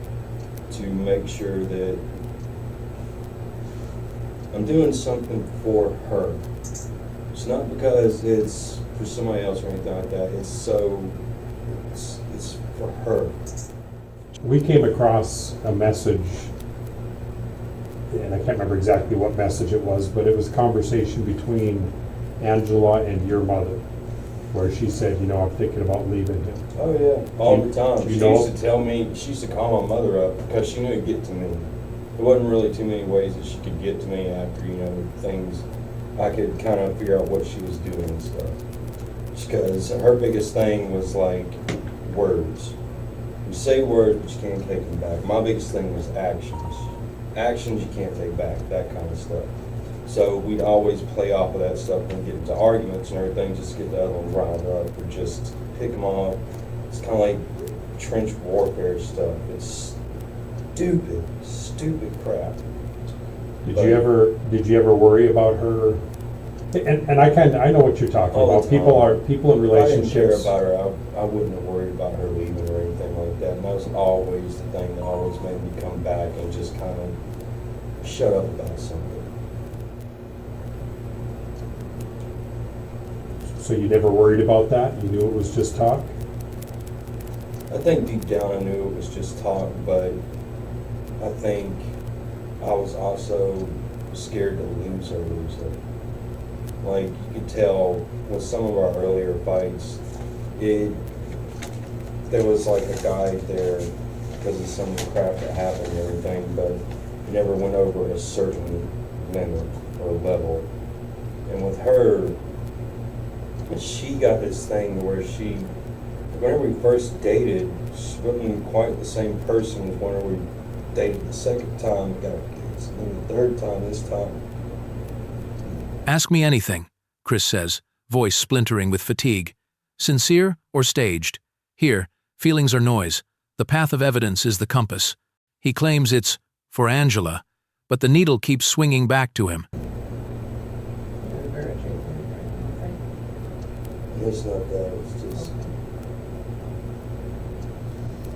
she wasn't quite the same person each time she invested feelings into another Ken or Richie. She was never quite the same person. And each time we got together, she would fight harder and harder. And that was usually what made me want to leave or leave, because I didn't want to fight that way with her. But I always wound up doing that. And that's what broke us up the second time, is because it started to get into that. And I remember one time I went down to Phoenix City, and I think I rented a hotel or something like that. And we got into an argument about something stupid, and I went to walk out, and she jumped in front of the door. And I remember like bear hugging her, picking her up, and putting her on the other side and going to walk out the door. And she jumped in front of me again, and she slapped the ever living shit out of me. Like, I've been punched less hard than that. And that's when we broke up the second time, because I just didn't want to do that. And then this time, after Richie and shit, it's like she didn't know how to hold back. Like, she would throw for fences that were miles away. We often canonize the victim, erase their imperfections, but Angela's story doesn't need polishing. She was rough around the edges, sure, but what shines through is a woman who cared deeply. So she never threatened to leave you and to make you pay child support? Oh, yeah. Oh, she did? Oh, yeah. Okay. And check my email, man. That's all that stuff is in there. It's still the same password and everything. How did you feel about that? How would you? It crushed me. It's like,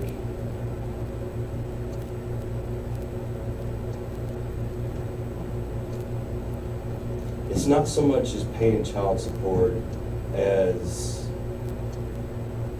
not having in her in that kind of, let's say, like parental relationship. Emails with Angela's mother hint she planned to leave. Custody pressure saws like a blade. Chris fears losing her, speaks harsh words, then regrets them. Love and hurt not together, an uncomfortable motive taking shape. I think that's what really bugged me about the whole thing. Like the child support stuff, whatever. Going off of that, did that ever make you feel that you had any reason to harm her? Like I said, my stuff was threatening and bolstering and posturing and stuff. But when you look at her being dead, and in the beginning when we Stupid. well, in the beginning, Absolutely stupid. in the beginning when we questioned you and you were a suspect, right, Chris? Is that fair to say? Don't believe me, all of it started going right back through my head and everything. Okay. I feel absolutely stupid for saying anything like that even remotely to her, because it's like, I never wished her dead. Threats and stuff, that's one thing, but actually having the will for that, no. If I could go back and keep her, but her still like sleep with him or something, I would even do that. The detective is finally about to reveal the real reason Chris was brought back in for another round. Every stupid fight, every single time I try to storm off, make her think I'm gone. Every bad word, every cuss word, everything. Chris, That's what I'm talking about being another asshole in her life. I get what you mean by that. I'm going to tell you that this investigation has not stopped. We didn't take 3 months off. It's been ongoing, I know. day by day by day by day by day. And one point that it's led us to is we were told, and we want you to respond to this, we were told that you were involved in it. Of course. Okay. You wanna know why? Why? I guess I haven't given you a whole lot of information. I'm not telling you right now who we were Don't told. tell me, I'll tell you. Okay? Because in a couple of fights before, I told her that I will go and help Richie get the kids from her. Okay. That's why. But as far as anybody else knowing about that, I can't think of anybody. Okay. That's nothing I'd ever repeat to somebody else. So It's just, you've said that to her in the heat of the moment fights. it's, Detectives press the "you're involved" angle. Chris admits he once threatened to help Richie take the kids mid-argument shock therapy, not intent. Yet old threats return like paper knives, flimsy, but they still cut. she comes up to like here on me, and it's like, what do you do to get her off, get her away or something like that, get her to stop and be like, all right, maybe I might lose him or something. Maybe this is just a little bit too far. And it's like everything you can think of, you try to think of like the worst thing to say. It's not that you have the will to do it. It's not that you're going to do it. It's not that you mean to do it. It's just you're trying to just shock her, to get her stopped for a second. Because at the beginning, she'd get into like these tantrums and stuff, and I would walk out. It doesn't mean I was leaving. It's just I want to get away from that. Because whenever we get into fights, I want to go off to cool off and get away from the situation and everything. She always wanted to be closer. And that's kind of what played off of that. She turned the phone off and everything whenever I'd leave. So I wouldn't have a chance to talk to anybody or anything like that.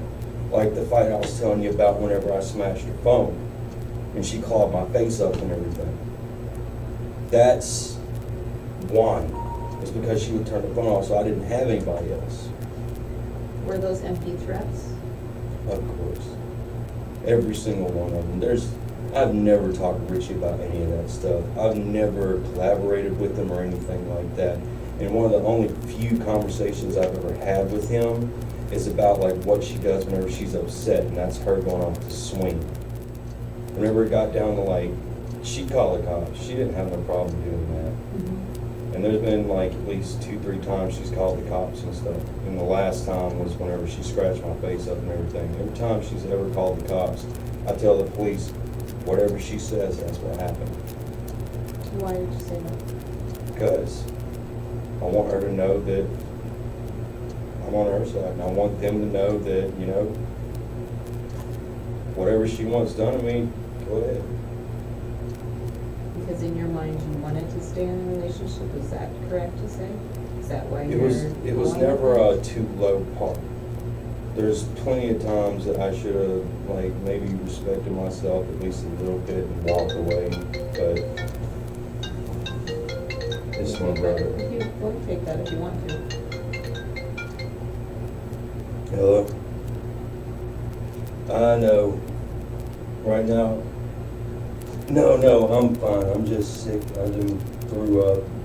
Got 2 pretty cool people here that actually cleaned up my puke, which was very embarrassing. No, right now we're getting into some need to know stuff. Okay. All these things that we are bringing up to you, Chris, that there's a Reports cite police calls, scratches, a smashed phone. Chris says he stood with her. He vomits, wipes it up, asks to go on. The dots begin to connect. Who had the chance? Who knew the house? And who bent the truth? There's a reason behind it. I understand. I'm kind of connecting the dots with the whole statement thing and stuff. I'm guessing that's what this is about. It's just, Connecting the dots with what statement? you said that he's made a statement or he changed Talking the about statement. Richie? That's what I'm guessing this is about. To be honest, I came in here figuring it's like, all right, leave the car, anything else, and I figured I'd get some more bad news or something like that, like isn't mine or anything, because he's tried that crap before too. He's told me, you know, he's not yours, and you shouldn't be coming up here, you shouldn't have anything to do with this and that and other. When would he tell you these things? Just to get in my head, just to hurt me. Where were you? When and? Oh, in Alabama. Okay. This is what I'm talking about the few conversations I've had. That was the second conversation I had with him. Other than that, This is years ago? this is years ago. Yeah. When's the last time, before November 13th of last year, 2015, when's the last time you and Richie had a face-to-face conversation? Never. We've never had a face-to-face conversation. And the school thing, whenever it was my grandmother's death, that's the most words we've ever said to either one of each other. Other than that, it's, you know, look, there's Richie, or look, there's Chris. That's it. And in the school, we're talking about Longfellow School? Yes, The only conversation was, that's it. does that sum it up? There was nothing else discussed? Nothing. No property given over? No. just children? I'd never give anything to him. No. Richie was a tool to kind of get Angela to back off of me and stop being so harsh sometimes. That's it. The words that But you as used, is far that as, what you're like- saying, that he was a tool?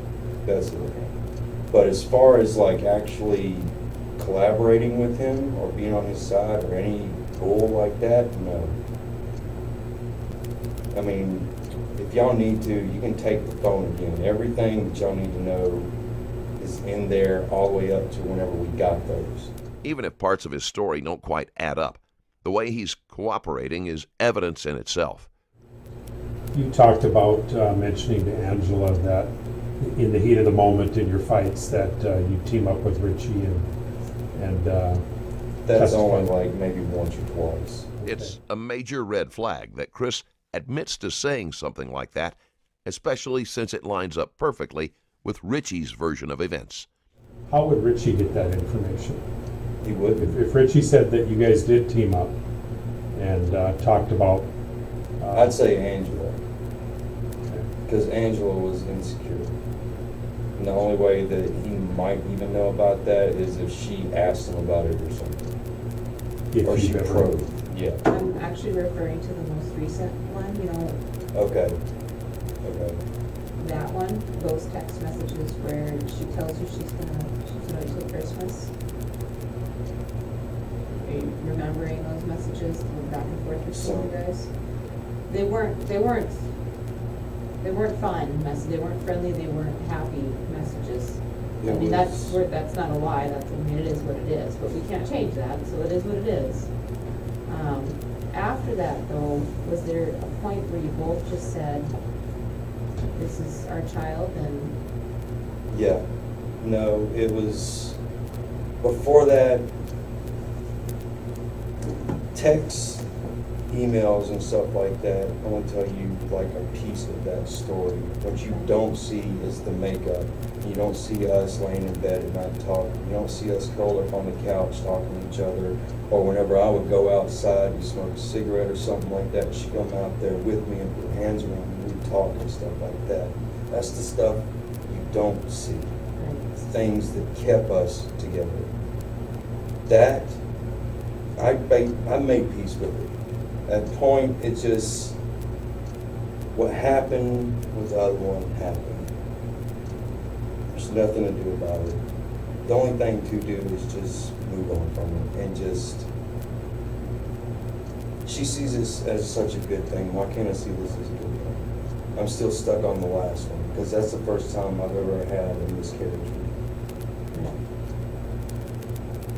Amid harsh text exchanges, they still patched nights together. Beds, couches, cigarettes on the porch. Angela's pregnancy was accepted as a new reality, yet joy stood fragile beside old cracks of jealousy and money. so at this point, by November 13th, is it fair to say you guys were accepting the fact that Angela was pregnant and things Oh yeah, had way they changed before by that. then? Yes, Were you committed to this relationship with Angela? that's the only time I've ever gotten tattooed for any girl. That's the last time I ever did a tattoo for any girl. Were you committed to having this Yes, child with Angela, the one she was pregnant with? No matter what? absolutely.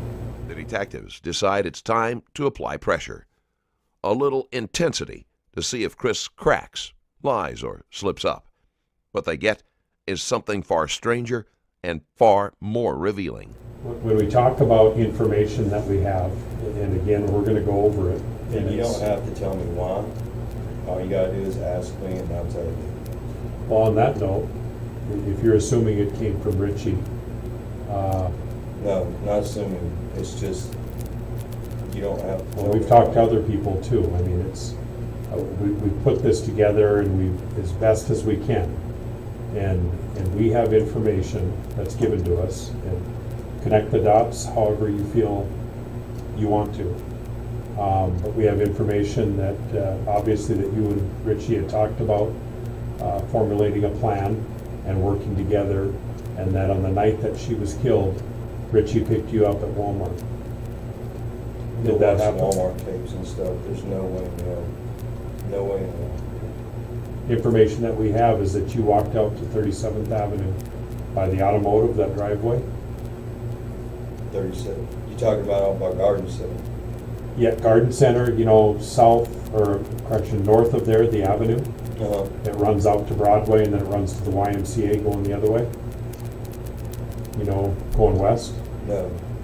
You know If where I ever went far from where the liquor store thing is, or if I ever took my lunch anywhere else than right there, it was over there by the Garden Center corner where Angela always picked me up in the morning.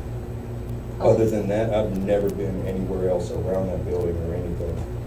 So Richie did not pick you up that day? No, there's no way in hell. That's just not possible.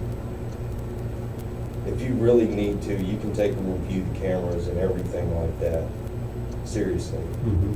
If not that, then talk to some of the people that I work with. Well, I'm just gonna spit it out. He picked you up at that driveway.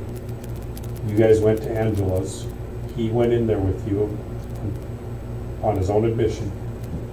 And he says, now this is coming from him, that you went in there to try and catch her cheating on you. And that before he knew it, he was standing there watching you stab Angela. Detectives raised the stakes.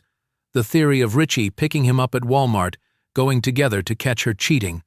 Chris denied outright. If surveillance was clear, the liar would be exposed. If not, darkness only fed suspicion. Did that happen, Chris? No. That would never happen in a million fucking years. And Richie's a bald-faced fucking liar that's just trying to bring somebody down with him.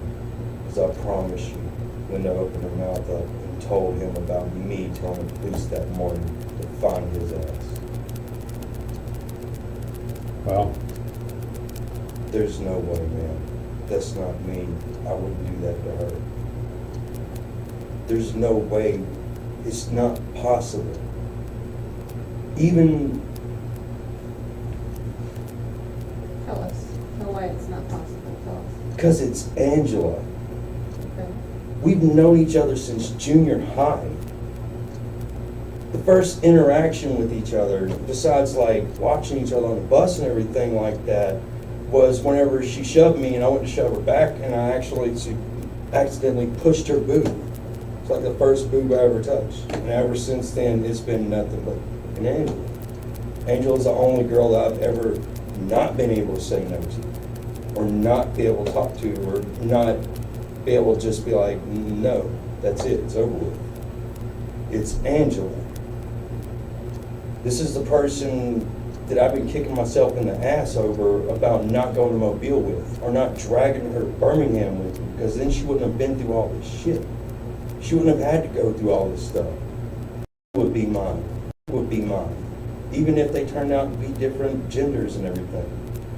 We wouldn't be down this road. She wouldn't be where she's at. She would have never had to meet kids. She would have never had to meet Richie or anything like that. But because I didn't stay with her, because I didn't realize what I had at the time, this is where we're at. This case is really heartbreaking, and it's the way Chris tells their story that turns this case from just a crime into something deeply tragic and human.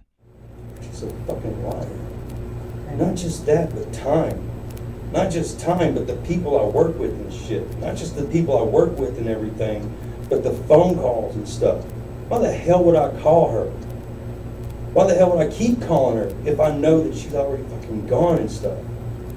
you know we can answer those questions. I know, just, Right. I'm trying to just think out I'm trying to live out my thoughts, or just trying to tell you why. It's stuff that doesn't make sense to me, because I was there. I went through this stuff and everything. But for him, yeah, I can totally picture him saying this shit. There's no fucking doubt in my mind.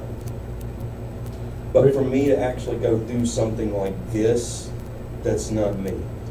How would he know you were at work? Chris described Richie and Cindy's stalking schedules, cars idling outside, shadows around the playground. The rattle at the door became a code of dread. In a small town, long nights, fear was enough to make every footstep feel real. Work that night.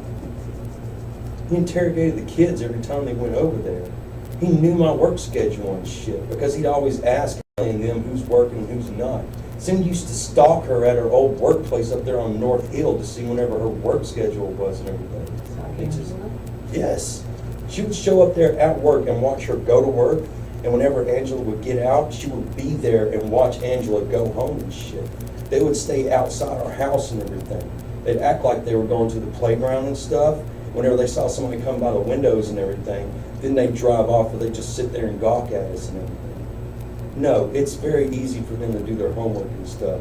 Angela, for God's sake, like 3-4 weeks before this shit even happened, I'm not bullshitting you. She's over there at the swing set swinging. Now, whenever Angela has her alone time, like me with my time, is gaming and stuff, like the computer and everything, her thing is swinging. It's not that she's upset. It's just something she likes to do. She's done it ever since she was a little girl. She goes over the swing. So I pull my chair up to the window. She's already in bed and everything by this time. And I watch her from the window to make sure she's going to be okay. Normally she goes over there before it gets dark and everything. And then these kids start picking on her and stuff, and she goes over there later. She said somebody starts coming at her from the dark while she's at the playground. She actually ran from the playground to the house. Whenever I saw her running, I came to the door to see what was wrong. Whenever she got to the door, she told me what was wrong. And I went over there to the playground to see what the hell was going on. I didn't find anybody. The thing with the door, this is why we didn't want to go down for my grandmother's funeral in the first place, is because we were scared that they were going to do something to like bug the house so that, I don't know, they could get something on the kids or something like that, or us discussing like where we've gone or something like that as far as vacations and shit go. Remind me about the thing at the door. What are you talking about? The thing at Whenever the she was door? talking about somebody was messing with the front door, Is that the night before? I think so. Is that what you? I'm pretty sure, because I remember telling her that, you know, sweetheart, it's probably just the neighbors and everything. Because if you got our window cracked and they're messing with their keys or something like that, it sounds like the front door. It's easy to mistake that. I've heard it myself before and went and checked it out. They've danced around it long enough. Now they ask what needs to be asked. No filters, no softening. Okay, Chris,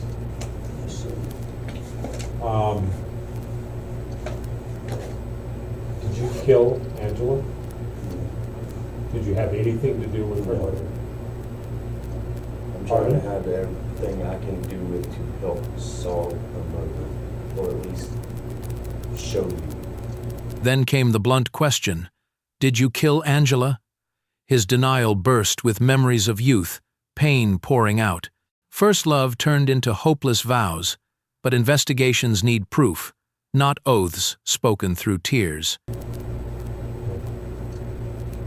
Anything else that you want to add or share with us? I mean, we've asked you everything that we can think of. I would never take away Angela. I would never take away Angela.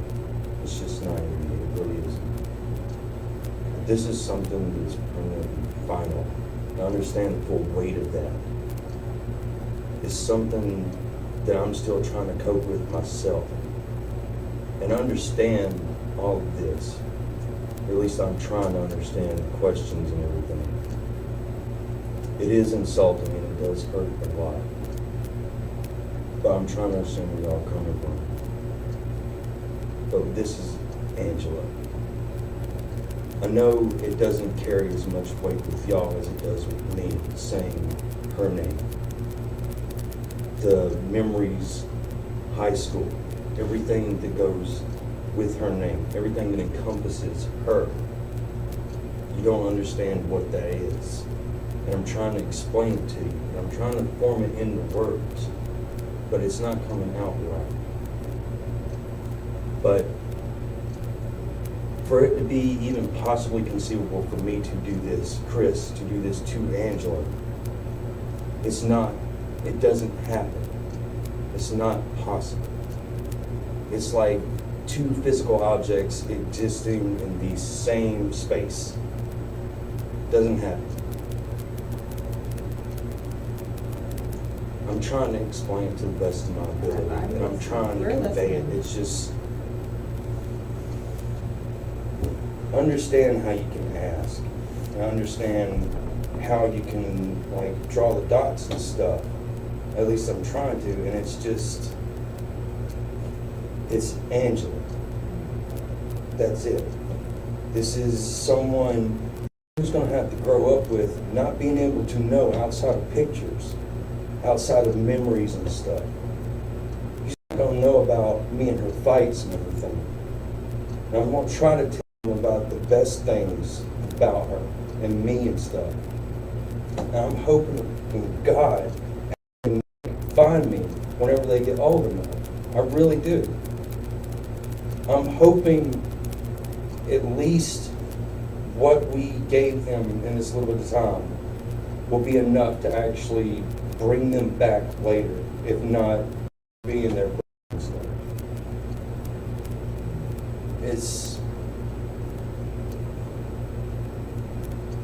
It's beyond words. It's something that you feel. It's not something that you can really, like I said, you can't convey it. It's just not there. And somebody that's been in my life this long, it's a piece of me that's gone. It's something that I've always known is there. It's kind of like, you know, that your ear is there. You don't have to touch it. You know it hears and everything like that. And now it's gone. Just like whenever I was down there for the 5 years I was apart from her, she got together with Richie and stuff, and I started drinking myself into, and hopefully, a quick death. I could still go outside, smoke weed, look up at the sky, and know that she's still out there somewhere. There's still a chance. There's still Angela. She's still on this world. Now she's not here anymore. That chance, all of those arguments that can be amended, everything that can be gotten over, any stupid argument, every tiny little thing, every big thing, doesn't matter anymore. It cannot be amended. I can talk and talk and talk, but she's not there anymore. I don't feel her. It's not the same as whenever she was here. It's not the same as talking to her. It's not the same as singing to her. It's not the same as drawing something for her, telling her how much I appreciate her for going to work and letting me sit on my fat, lazy fucking ass and watch kids all damn day while she becomes a career person. By the end, Chris slipped off the hook of suspicion. The clock of inquiry now swung toward Richie and Cindy, where custody, jealousy, and control intertwined. The next act waits. Who truly plotted in that cold night?